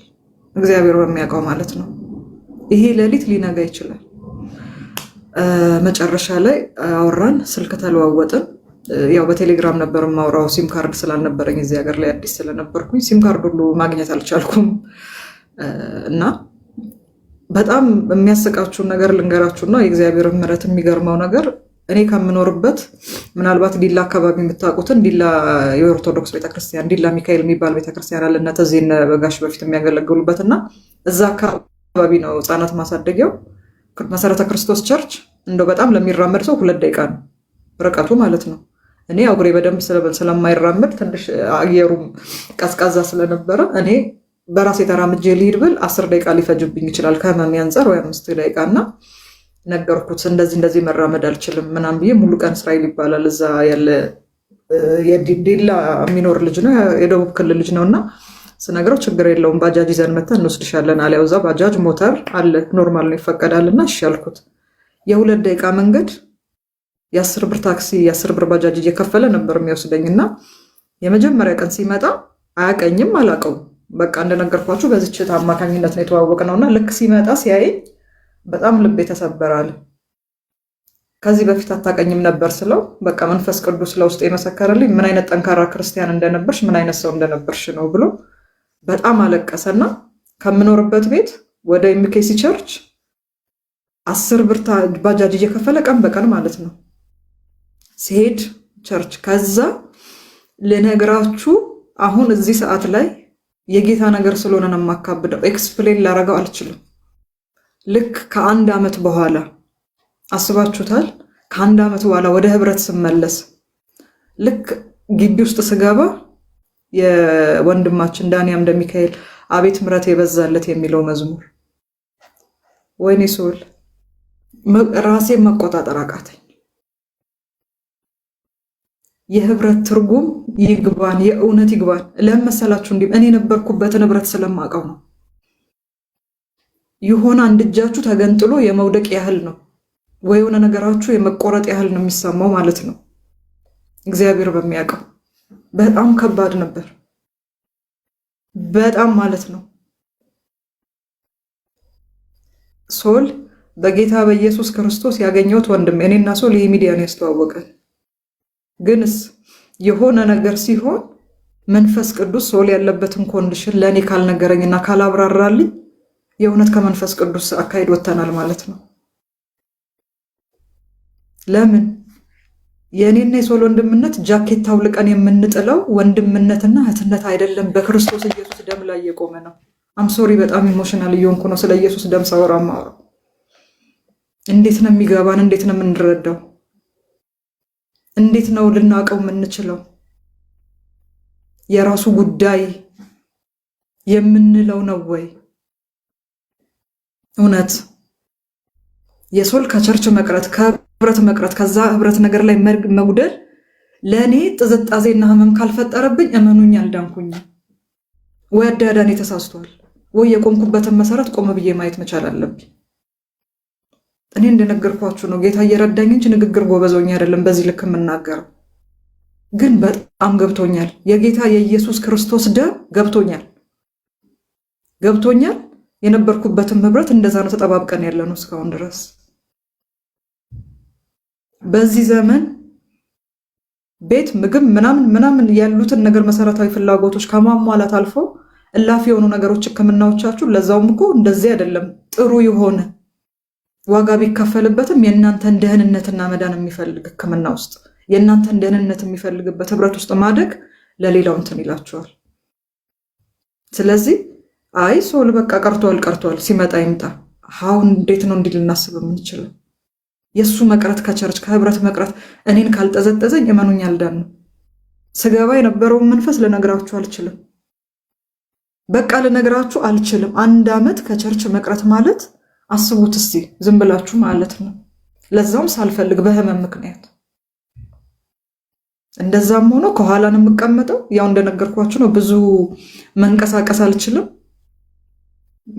ብዙ መቀመጥ ስለማልችል ወደዚህና ወደዛ ነው። ከዛስ እግሬ ላይ ያለው ደም አንዳንዴ ለመርጋት ይሞክራል እና ቁጭ ብዬ አንድ ጊዜ አንዱን እግሬን እዚህ ላይ ሰቅልና ትንሽ ተቀምጬ ግዴታ እግሬ መነካካት አለበት። ስቀመጥ እጄ እንዲህ ይላለው፣ እግሬም እንደዚህ ይላል።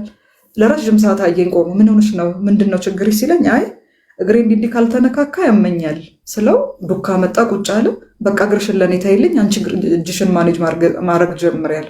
ከዛስ ያመኛል። በጣም ኢሞሽናል ነው የሚያደርገው በሽታው ከምነግራችሁ በላይ። ሆስፒታል ገብቼ መድኃኒት ተቀላቅሎብኝ ነቀልኩኝ የሆነ ሰዓት ላይ። አይምሮዬ ማለት ዲስኦርደር ሆነ አይምሮዬ። ከዛ እህቴ እያስታመመችኝ ከኔ ጋር እያደረች ነበር። ስትገባ ብዬ ጮኩኝ። ዶክተሩ ደንግጦ ሮጦ መጣ። ምንድን ነው ሲል ጊዜ የሆነ ወንድ ሊደፍረኝ እየገባ ነው እንደዚህ ብዬ ነገርኩት። በቃ አበደች። ዛት ማች መድኃኒቱ ምክንያቱም ወደ 8 ግሉኮስ ነው የጨረስኩት። ሰውነት ዲሃይድሬት ሆኖ ስለነበር ያንን ነገር መልሰው መገንባት ስለነበረባቸው ማለት ነው። ኢማጂን የ5 ዓመት የተጎዳ ሰውነት ነው እየጠገኑ ያሉት። አስጠንቅቄሻለሁ። መድኃኒቱ አይምሮዋን ሊቀይራት እዛዛት ማች ድረስ ሄጃለሁ። ግንስ ባላነበው መጽሐፍ ቅዱሱ ራሴ ስር ነበር፣ አጠገቤ ነበር። በሄድኩበት እንደነገርኳችሁ ነው። ከዛ አይኔ ማየት አይችልም ብዙ አያለው፣ ግን ማንበብ ስለማልችል እንስል እነግራታለሁ ለእህቴ። ኦፍኮርስ በሃይማኖት አትመስለኝም፣ ግን ዞር ስል እንዲህ እንኳን ሳየው መጽሐፉን ውስጥ ይረካል። አንድ ቀን አነባለሁ፣ ወደ ነበርኩበት እመለሳለሁ። ማንበብ አልችልም፣ ስልክ ስክሪን ማየት አልችልም። ከዛ ሳየው መጽሐፍ ቅዱሱን እጽናናለሁ። እንዲሁ እኮ ባይብሉን አይቼው ነው። በጣም ብዙ ነገር ሆንኩኝ።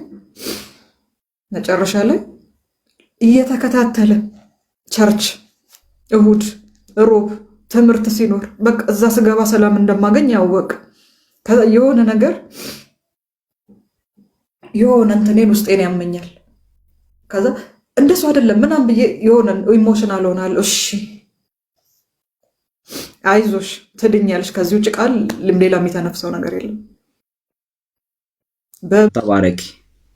ጥሩ በጣም ብዙ ነገሮች ወይስ መሀል ላይ በቃ አዲስ አበባ መጣሁኝ። አዲስ አበባ ከመጣሁ በኋላ አንድ ጊዜ ላይ ያው ምንኛውም ሴት በተፈጥሮ ፔሪየድ የሚባለው ነገር አለና እሱ በሽታ ሁሉም ሰው ህመም አለበት። እኔ ግን በጣም ታመምኩኝ። በነገራችን ላይ እግዚአብሔር ብቻውን መራው የሚለው እንትን አለና ያው ብቻዬን ነው እየኖርኩ ያለሁት። ለጸጥታውም ለጤንነቱም ለምን ተፈልጎ ለዛ ነው እየሆነ ያለውና የሆነው ሆኖ የሆነ ሰዓት ላይ በጣም እላፍ የሚፈሰኝ ጀምር። ይህ ሁሉ ነገር ካለፈ በኋላ 1 ዓመት ከ2 ወር ምናምን ኢትዮጵያ ከተቀመጥኩኝ ከዛ በዛ ምክንያት ጓደኛዬን ሳማክራት አይ ተክለ ሃይማኖት ሆስፒታል ሂጂና ሙሉ ምርመራ ያደርጉልሽ፣ ምክንያቱም ይሄ ነገር ትንሽ ከባድ ነው አለች። የዱባይ መጀመሪያ እንደነገርኳችሁ ነው የማህፀን የሚባል ነገር አለ ውስጥ፣ ግን ያው በኦፕራሲዮን ምክንያት አልሆንም ብዬ ወደዚህ መጥቻለሁ። ዘን ተክለ ሃይማኖት ሄጄ ሙሉ ምርመራ አደረኩኝ። በቃ ቀረ የማይባል ነገርና የስኳር ሐኪም ነርቭ ሐኪም ለብቻ እየተመረመርኩኝ የስኳር ሐኪሙ ብዙ አይነት ምርመራዎች አዘዘልኝ አልትራሳውንድን ጨምሮ። ልክ የዛን ሰዓት ቀጣዩ ፈተና ጀመረ። ያው ጠላት ጌታን የምጥልበት ነገር አመጣልኝ ልላችሁ ፈልጌ ነውና ዶክተሩን ተጠቅሞ አልትራሳውንድ ከተመረመርኩ በኋላ ውጤቱ ሲታይ የማፀን በር መወፈር እንደዚህ አይነት ነገር ችግሮች አሉ ከማፀን ጋር በተያያዘ ላይ ዶክተሩ ስጠይቀው ወደ ሌላ ማፀን ስፔሻሊስት መራኝ። ከዛ የማፀን ስፔሻሊስት ቼክ አደረገኝና አልትራሳውንድም ተነስቼ ይሄ ነገር አላለኝ እና ይሄን ነገር ምንድን ያመጣው ስለው ስኳሩ ትንሽ አፌክት ሊያደርግበት ይችላል፣ ግን ዛት ማች አይደለም። ታዲያ ምንድነው ችግሩ ስለው ጊዜ በብዛት ከብዙ ሴቶች አምሰውር ይህንን ነገር ስናገር ለእግዚአብሔር ክብር ስለሆነ ነው። እኔ ራሴን ላካብድ ፈልጌ አይደለም፣ ግን እግዚአብሔር ጌታ ኢየሱስን ካወቅኩ ጨምሮ ያው ቅድስና፣ ንጽህና፣ ጽድቅ የሚባሉ ነገሮች እኔ ላይ ሞር በራሴም እግዚአብሔር በረዳኝም ባገለገሉኝም አገልጋዮች ምክንያት ስለመጣልኝ በዛ ነገር እንትን እላለሁና እዛ ነገር ላይ በጣም ስትረስ ነኝ። እንዴት ብዬ ልንገራችሁ? በጣም ስትሪክት ነኝ። አልፈልገውም ከጋብቻ በፊት የሚለው ነገር ላይ የጸና አቋም ነው ያለኝ እስካሁን ድረስ ማለት ነውና ዶክተሩ ምን አለኝ? ያው አንደኛ በጣም ትልቁ ችግር ከድንግልና ጋር በተያያዘ ነው እና መፍትሄው ምንድነው ስለው ቃል በቃል ነው ያለኝ። በቃ ግንኙነት ማድረግ አለብሽ። መፍትሄው የብቻ ነው ስለው አዎ አለኝ። አይ ይሄ አይሆንም፣ ምክንያቱም ነገርኩት እኔ ክርስቲያን ነኝ፣ ከክርስቲያንም በጌታ ነኝ፣ ያው ጴንጤ በሚባለው ክልል ውስጥ ነው ያለሁት ስለው እሱን አላውቅም እንግዲህ አንቺ ውሳኔ ነው አለ። አይ የእግዚአብሔር ቃል አይቀየርም። ጭራሽ በሽታውን ረስቼው ወንጌል ማውራት ጀመርን። ይሄ እግዚአብሔር ቃል አይቀየርም፣ ጌታ ረድቶኝ ነው አይቀየርምና ሌላ መፍትሄ የምትለው ስለው ሌላ የሆኑ የሚወሰድ የሚዋጥ መድኃኒት አለ እሱን ውሰጂ፣ ግን ለአንቺ እስከ መጨረሻው መፍትሄ የሚሆነው ይሄ ነው አለኝ እና ቃል በቃል ነው በቃ መሆን አለበት። አሁን በዚህ ሰዓት ላይ ኑሮ ተወዷል፣ ትዳር ያው ምድራዊ የሆኑ ነገሮችን አወራልኝ። ኔቨር አልኩት። ምክንያቱ እሺ እንደዛ ካልሆነ በዙሪያሽ ያሉ አገልጋዮችን አናግሪያቸዋለኝ። የኔ ወንድም አልኩት እኔ አገልጋዮችን ላናገር የምችለውና አገልጋዮች ለእኔ መፍትሄ የሚሰጡት እንደ እግዚአብሔር ቃል ሲሄዱልኝ ብቻ ነው። ማንም የኔ እግዚአብሔር ቃል የሚሽርብኝ አገልጋይ ራሱ ከመጣ አይሆንም። በሽታው ወደ ካንሰርም ለመገብ ይፈልጋልኝ በትክክላት እየተጠቀመበት እንደሆነ መንፈስ ቅዱስ ተመሰከረልኝ ነው። እንደነገርኳችሁ ነው። ማንኛውም ቦታ ሲል ጸልዬ ነው እንኳን ሕክምናን የሚያክል ነገር አይ ዱባይ እንዲህ አይነት ነገር ስላጋጠመኝ ለዛ መስሎኝ ነው ስለው ቶታሊ ያ ነው መሆን ያለበት። ስለዚህ ወይ ግንኙነት አድርገሽ ይሄ ነገር መፍረስ አለበት፣ ኢፍኖት ኦፕራሲዮን መሆን አለብሽ አለኝ። እጢው እንዲወጣ ካልሆነ አንደኛ ለእጢው ወደ 80 ሺህ ብር ወደ 100 ሺህ ብር ነው የሚያስፈልገው። ሁለተኛ ነገር በጣም እንደዚህ ቀለል እያደረገ ነው የሚያወራው። በመጀመሪያ ደረጃ እኔ ለመስማትም ዝግጁ አይደለሁኝም፣ ምክንያቱም የሆነ ቅጽበት ላይ ነው ያው ልብስ አይደለም ቀደም ሳፍኩት። ሁለተኛ ነገር ሃይማኖት በሚባል ነገር ውስጥ የማይፈቅደውን ነገር እያዘዝከኝ ነው ስለው ይህንን ሃይማኖት ይህን ግንኙነት ማንም ሃይማኖት አይፈቅድም። ኦፍኮርስ ያንን ነገር አምናለሁ፣ ግን የኔ በጣም የጠነከረ ነው ስለሌላው ባላቅም። ስለዚህ ይህን ነገር አላደርግም ቃል በቃል ብዬው ወጣም። ከዛ ወደ ካንሰር ይቀየራል ሲለኝ እሺ ካንሰር ይምጣ ብዬው ከኢየሱስ ደም የሚያልፍ የለም ብዬው ወጣው። ከዛ በተመሳሳይ ሁኔታ ሌላ ሕክምና ደብረ ዘይት ስለዛም ሲሄድ ጭራሽ እነሱ አባሱት። ውስጥሽ ላይ እጢው እየደማ ነው፣ ስለዚህ መውጣት አለበት በሳምንት ልዩነት። ያኛው በ3 ቀን ያለው በሳምንት ልዩነት አለ። አልደነገጥኩም፣ አልዋሻችሁም። እንደ ሰው እንደ ሴት አይምሮዬ ላይ ፈጠረብኝ ነገር አለ፣ ግን እየጸለይኩኝ ያለፍኩት። ይሄ ሁሉ ጥቅሙ በጌታ መሆን ጥቅሙ ለዚህ ነው። በቃ ከመንፈሳዊነት አልፎ ለስጋም የሚጠቅመውና በስኳር በነርቭ ጉዳይ በተለያዩ ያሉትን ነገሮች አለፍኳቸው። እየታከምኩ ነው፣ ሕክምናውን እየወሰድኩ መድኃኒትም እየወሰድኩ ነው። እዚህ ፓርት ላይ ሲደርስ ቆይ አልኩኝና ሌላ አበበሽ ጎበና የሚባል የህፃናትና የእናቶች ብቻ አለ። እዛ ደግሞ ሄድኩኝ። እዛ ሲሄድ ማመን ነው የሚያቀታችሁ? ማን ነው ኦፕራሲዮን ሁኝ ያለሽ አለችኝ ዶክተር። ቃል በቃል ቼክ አርጊው እንደገና አይደለም እሺ አልትራሳውንድ ድጋሜ ተነሽ፣ የሳምንት አለኝ። አይ መሆን አለበት ኤኒዌይስ አሳጠርኩት። እሺ ብዬ አልትራሳውንድ ልነሳ ወደ ጎተራ ሃሌሉያ ሆስፒታል ሄድኩኝ። እዛ ሆስፒታል ቁጭ ብዬ ነው የአልትራሳውንድ ውጤት ለመውሰድ ለመታየት ውሃ እየጠጣሁኝ አይ ቲንክ ወንድም ኤርሚ ነው ይሄን ቅድም ሶል የከፈተውን መዝሙር በረዥ በጣም ቲክቶክ ላይ እየተዘመረ ነው። እንዴ ይሄ መዝሙር አዲስ ነው ብዬ በጣም ከፍቼው ማለት ነው። ሆስፒታል አካባቢ ታውቃላችሁ፣ ጸጥታ ነው አይፈቀድ። አንድ ሰው አልተናገረኝም። መዝሙሩን እሰማለሁ፣ ደም አነባለሁ። ለምን እንደሆነ አልገባኝም። ከዛ አብሮ ወንድማችን ኤርሚ እውነት ተናገር እውነቱ ማለት ነው አብሮ ይዘምራል። እንደ መዝሙር ሳላቀው ኤርሚ አውጥቶ ነው ብቻ ግራ ተጋባሁኝ። መዝሙሩ ከውስጤ ሊወጣ አልቻለም። ያንን መዝሙር እየሰማሁኝ አልትራሳውንድ ውጤቱን ወሰድኩና የሆነ ነገር ውስጤ ሲቀለኝ ተሰማኝ። ከዛ በኋላ ታክሲ ይዤ ወደ ቤቴ እየመጣሁ እየጸለይኩኝ የፓስተር ታምራት ኃይሌ መዝሙር ታማኝ ነው እግዚአብሔር የሚለው ወንድማችን ምን ተስኖት የዘመረው በቅርብ ማለት ነው። ማመን ነው የሚያቅታችሁ ሌላ መዝሙር አታቂም ወይ ተብዬ እስከባል ድረስ ሁለቱ መዝሙር እያቀያየርኩ 24/7 የምሰማው እሱን ለምን እንደሆነ አላውቅም። እግዚአብሔር ከዚህኛው ሞት ሊያሻገረኝ ስለፈለገ ማለት ነው። መጨረሻ ላይ 4 ዶክተሮች በእኔ ማህፀን እጢ ጉዳይ ሀሳባቸው ተለያየ። ከዛ ያው እንደ ወንድም በቅርብ ያለው ማማከሯ ነው ስል አይ እንደዚህ በተለያየ ሀሳብ ላይ ማለት የምትቀደጃለሽ አይሆንም ማለት በጣም እንትናል። ሁሉም ግን ጥያቄያቸው ትዳር ስላልያሽ ነው ድንግልናው መፍረስ አለበት ነው። እኔ ደግሞ ኢየሱስ ነው የሚቀድመው ነው ክርክሬ። ከዛ ጠላት ትዳር በሚመስል መልክ ግን ያንን ነገር አይምሮኝ ተጠቅሞ ሊያበላሸው መጣ ነው አልኩኝ። ምክንያቱም ትዳር የኔ ፍቃድ አይደለም የእግዚአብሔር ፍቃድ ነው። ያ ካልሆነ ግን ይህን ነገር ማድረግ አልችልም አልኳቸው። መጨረሻ ላይ አለ የተባለ ማፀን ስፔሻሊስት በማፀን እጢ ጉዳይ ብቻ ያደረገ እዛ አለ ተብዬ ተመልሼ እዛው ተክለ ሃይማኖት ሄድኩኝ። ከዛ ምንድነው ችግር ሲለኝ አይ 4 ዶክተሮች እንዲህ ብለውኛል፣ ያንተን ውሳኔ ለማወቅ ነው የመጣሁት። ታማኝ ነው እግዚአብሔር የሚለው ባለብዙ ምሕረት የሚለው መዝሙር ከደም ስሬ ጋር ተዋህዶ በቃ በቃሌ አነበንበዋለሁ፣ ታክሲ ውስጥ ከፍተዋለሁ፣ መንገድ ላይ ከፍተዋለሁ፣ ቤቴ ስመጣ ካለሱ ማዳመጠው የለም። እጸልያለሁ፣ ጸሎት ስጨርስ እሱን ነው ወይ እሱን እያዳመጥኩ እጸልያለሁ። እንደዛ ነው የማደርገው። መጨረሻ ላይ ቆይ እኔ ቼክ ላድርግሽ ብሎ እንትኑ ላይ ሆስፒታል ገባውና ስተኛ በዛ ቅጽበት ምን እንደሆነ አላውቅም ለአንድ ለ2 ደቂቃ አይምሮዬን ጌታ ወሰደውና በጣም መጸለይ ጀመርኩኝ። ከዛ ቼክ ላይ ያደረገኝ ሲል መብራት ጠፋና ሲስተም ተበላሸ። ከዛ ቢያይ አልመጣ ሲል ሲነካይ ለካ አልሰማሁትም እየጸለይኩ ነው። ምን እያረግሽ ነው ሲለኝ ገብቶኛል እየጸለይሽ እንደሆነ ጨርሽ ብዬ ነው። ውይ ሶሪ ብዬ ወረድኩኝ። ከዛ በኋላ ቆይ እስቲ ውጤቱ የቱ ነው ሲለኝ ያለው የአልትራሳውንድ ውጤት እንዳላሳየሁት። ከዛ በሚገርማችሁ ሁኔታ እሺ እንትን አይደለም በቃ ምንድነው መሆን የለበትም አለኝ። ለምን ስለው ጊዜ እንዳለ የነገሩሽ በጠቅላላ ውሸት ነው። እግዚአብሔር 3ኛው ሞት አሻገረኝ ማለት ነው። ዋው! የማህፀን ስፔሻሊስት ሐኪሙ እንዲህ ብሎ ነበር ስለው ደነገጠ። እንዴት እሱ በዚህ ልክ ምንም አንቺን የሚያደርስ ነገር የለውም እግዚአብሔር በወደደ ሰዓት ትዳር ይስጥሽ፣ ያ ቢሆን ደስ ይለናል፣ ግን ምንም ለማህፀን እጢ ተብሎ በዚህ ልክ ለኦፕራሲዮን የሚያደርስ ነገር ምንም የለም፣ በቃ ጠላት ሊጠቀምበት ነው። ይሄ መዝሙር ለዚህ ነው የመጣው ብዬ ያንን ሞት አለፍኩት። መጨረሻ ላይ ያንን ሞት አልፌ አመስግኜ እግዚአብሔርን ተቀምጬ በ3ኛው ቀን የኢትዮጵያ አዲስ ዓመት ገባ። እግዚአብሔር ይባርከው። አሁን እስካሁን የምገለገልበት ወንድሜ ዘኔን ተጠቅሞ እግዚአብሔር አምላክ እዛ ቸርች ነው አሁን ያለሁት። በብዙ ረዳኝ፣ በብዙ ጠቀመኝ።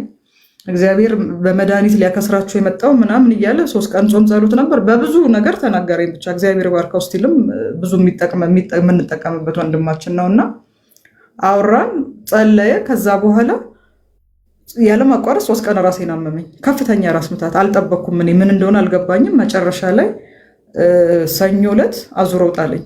ማለት ቁርስ ልበላ ስነሳ ራሴን አላወቅኩም። ጎረቤት ጠራሁኝ፣ መጡ። ሲመጡ አላውቅም ፌንት አድርጌያለሁ። መጨረሻ ላይ ምንድነው ተባል። ተነስቼ አካባቢ ያለው ጤና ጣቢያ ሲሄድ እንደገና በፊት ሊገለኝ የነበረው ኬቶን ተመልሶ መጥቶ ነው። ከዛ አደርኩኝ። ምክንያቱም እኛ ከአቅማችን በላይ ነው ማከም አንችልም አሉኝ። ሮብ ፎሎ አፕ የሚያደርገኝ ስኳር ሐኪሙ ጋር ተክለ ሃይማኖት እስኪ ድረስ ቆየው። ምንድነው ችግር ሲለኝ መብላት አቅቶኛል ኬቶኑ ስለ በጣም ደነገጠ ዶክተሩ። እንዴት 3 ቀን አሳደሩሻል? መጨረሻ ላይ አጣድፈው ኢመርጀንሲ ገባሁኝ። ይህን የምላችሁ መስከረም ይሄ በፊታችን ያለቀው መስከረም 25 ላይ ነው። ከዛ በኋላ እዛ እየታከምኩኝ ጠዋት 5 ሰዓት ጀምሮ የምሽቱ 5 ሰዓት መጣ። ማውጣት አቃታቸው። ከዛ መጨረሻ ላይ እኔም ደከመኝ። የሆነ መዝሙር እያዳመጥኩኝ ነው እዛ እንትን ያልኩት። ዶክተሩ ቢጠራኝ አልሰማም፣ መርፌ ሲወጉኝ አልሰማም። ወደ 60 መርፌ ተጠቀጠኩኝ። አላቅም ብታምኑ ባታምኑ የሬሳ እንደዚህ ሬሳ ሰው ሲሞት የሚለብሰው አለ አይደል? እሱን እያለበሱኝ ነበር። ትንፋሽ የተቋረጠ ቢያዳምጡኝ በጣም ትንሽ ነው። በቃ ሰውን ሊተነፍስ ከሚችለው ለሞትና ለህይወት ከሚያደርሰው ትንሿን ነበር እየተነፈስኩ ያለሁት። እሱንም በዛ መሀል ላይ ታማኝ ነው እግዚአብሔር የሚለው መዝሙር እያዳመጥኩኝ እንቅልፍ ይዞኝ ሄደ። ራሴን ሳትኩኝ፣ አለበሱኝ። ከዛ ቆይ እስቲ ሁለተኛን ሞከራት ብለው እንደ ድንገት ሲገልጡት መዝሙሩን እየዘመርኩኝ ትናለኝ። ትንታ በሚመስል መልክ ነፍሴ ተመለሰች። ለብሻለሁ ኦልሬዲ የሬሳ እንትኑን ለብሼ ጨርሻለሁ። ኦልሬዲ ቢችሉ ሳጥን ምናምን ነበር የሚያስመጡት። ዋው!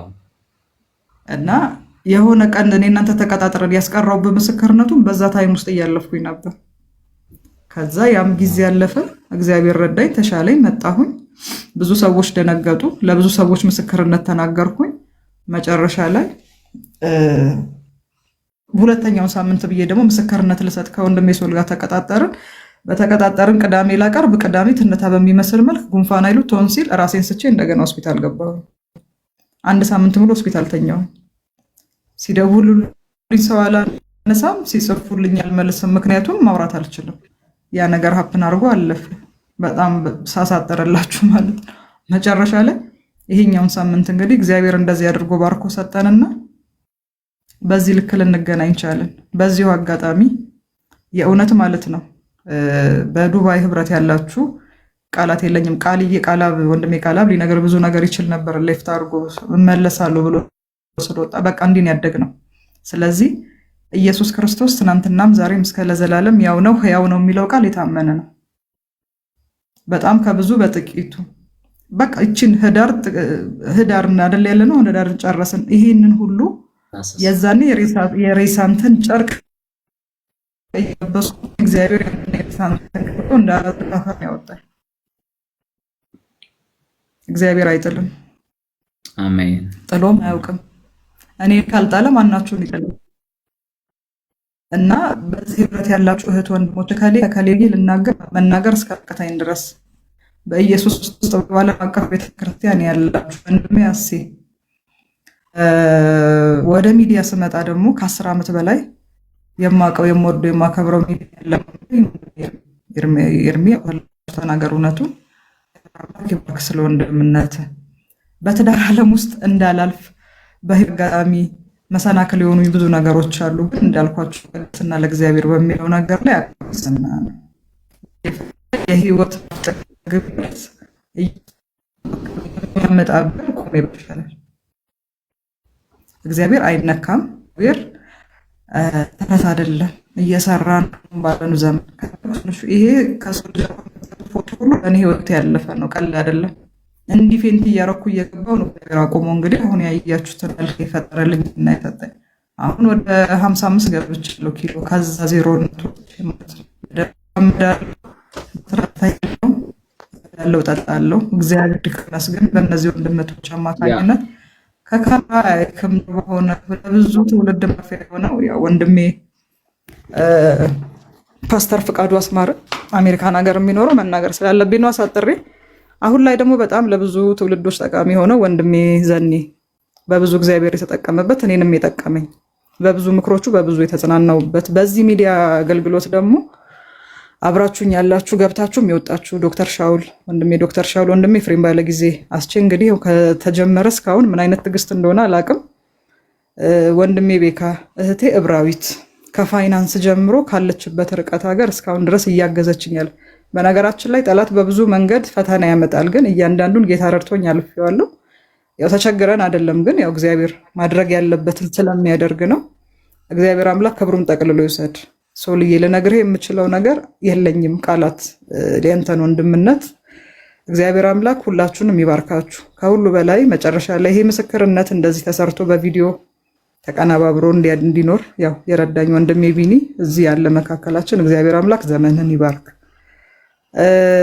ወንድሜ ኤርሚ ተናገር እውነቱን በጣም ነው የምወደው፣ በጣም ነው የማከብረው። ሚዲያ አገልግሎት ሲጀመር ጀምሮ እስካለንበት ጊዜ ድረስ አብረን ሄደናል። አላውቅም ሰው ነኝና በአንድም በሌላም በዚህ ያላችሁ አስቀይሜያችሁ በንግግር ስተትም በድዬ ከሆነ እስካሁን ድረስ ምንም እኔ ውስጤ ላይ የለም። ግን ምህረትና ይቅርታችሁ ይብዛልኝ እላለሁ። በእኔ በኩል ያለውን ጨርሻለሁ። የምስክርነት ሰምታችሁ በዚህ ያላችሁ የምትሰሙ ወደ ጌታ እንድትመጡ እንግዲህ ከዚህ በላይ ምንም ታምር ሊኖር አይችልም። ታምር በፊታችሁ ቆሟል እያልኳችሁ ነው። እግዚአብሔር በእኔ ያደረገው ለኔ ያደረገው ለማንም አላደረገም። ይኸው እንግዲህ ሕያው ምስክር ሆኜ ቆሜያለሁ። ያው አሸዋ መቁጠር ነው ብያችኋለሁ ቅድምና እግዚአብሔር ለኛ ያደረገው። በዱባይ ያላችሁ እህቴ ሶል ሁላችሁም ተባረኩ። ቃላት የለኝም። ብድራታችሁን እግዚአብሔር ይክፈል። እንዲሆነን እንድናድግ እግዚአብሔር ስለረዳ ጌታ ኢየሱስ እንዲትውት አድርጋችሁት የምትሄዱትም አይደለም። እግዚአብሔር ይመስገን። ባለቱ ላይ እንቁም። ዶክተሮቹን ተጠቅሞ ጠላት ብዙ ነገር ሊያረገኝ የተሳሳተ መርፌም ተወግቼ ያለው በተኛውበት ያንን ሁሉ እግዚአብሔር አስመልጦ እዚህ አድርሶኛል። የሰለጠነ ዓለም ነው ተብሎ መድኃኒት አልሆነም። እግዚአብሔር ከመድኃኒቱ እስካላገናኛችሁ ድረስ አይሆንም። ግን በስጋ ላለፈብኝ ነገር ኖርማል ነው። እግዚአብሔር መንፈሳችንን አጠንክሮታል። ደግሞም ጌታ ኢየሱስ ይመጣል። ጸጋና ሰላም ይብዛላችሁ። አሜን። ተባረኪ። ወንድምሽ ቃልም ነበረ፣ እሱንም ባርኪው። ቃሌ ረጅም ሰዓት ነበርና ነው ኮመንቱን እያነበኩ ነበር። ወንድም ያስቼ ቤት ጠዋት ተናግሬ ያው ነበር መውጣት ስላለብኝ ነው ብሎ ስለወጣ አይቼዋለሁ። ረጅም ሰዓት ተቀምጦ ሰምቶኛል። እግዚአብሔር አምላክ ይባርከው። በዚህ ያላችሁ ሁሉ ተባረኩ። እስካሁን ድረስ ስትሰሙ የነበረ በትዕግስት ያው የጌታ ነገር አይጠገብም። ለዛ ተባረኪ ተዜድ። በቃ እንግዲህ ከእንግዲህ በኋላ አንቺን ሰይጣን ምን ሊያደርግ ይችላል? ምን ያልተተኮሰ ምን ያልተወረወረ መሳሪያ አለ? እዚህ የጨረሰ ይመስለኛል። ዘመንሽ የተደላ የደስታ ይሆንልሽ። እንጸልይልሻለን። በርችልን። ሶል እግዚአብሔር ይባርክ። ሩም ከፍተ እንዲህ እንድትናገር እኛም ደግሞ የእግዚአብሔርም ታምር እንድንሰማ ጊዜ ስለሰጠ ሩምን ስለከፈትክ አብራችሁ የነበራችሁ በሙሉ ታብ ስታረጉ ሼር ስታረጉ በርቺ አይዞች ስትሉ ጥቅስ ጽፎ የነበራችሁ በሙሉ እግዚአብሔር ይባርካችሁ ማለት እወዳለሁ። ተባረኩ። ያ እግዚአብሔር አምላክ ይባርክ። አስቼ ዘመን ይባርክ። you are so blessed። እግዚአብሔር ይባርክ። ጌታ ድንቅ ነው። ቃሌ መቀጠል ትችላለህ። ተባረክ። ሻሎም፣ እንዴት ነህ ሶልዬ? አስቹ ሰላም ናችሁ? ይሄን ደግሞ በጣም በፊት የምወደው ነበር፣ ዛሬ ደግሞ በጣም ወደድኩት። እንደዚህ አይነት ለብዙዎች የሚሆን ብሎ አምጥቶ አይደል አምጥቶ በቃ እንደዚህ እንድንሰማ ስላደረገን እኛንም ስላነቃን እግዚአብሔርን አመሰግናለሁ። ግን ስላንቺ ጸግሽዬን ደግሞ ቀሲስ ተስፉን እዛ ያሉትን ሽማግሌዎች ሁሉም ወዳጆቼ ስለሆኑ ማለት ነው እንዳለ ቅዱሳን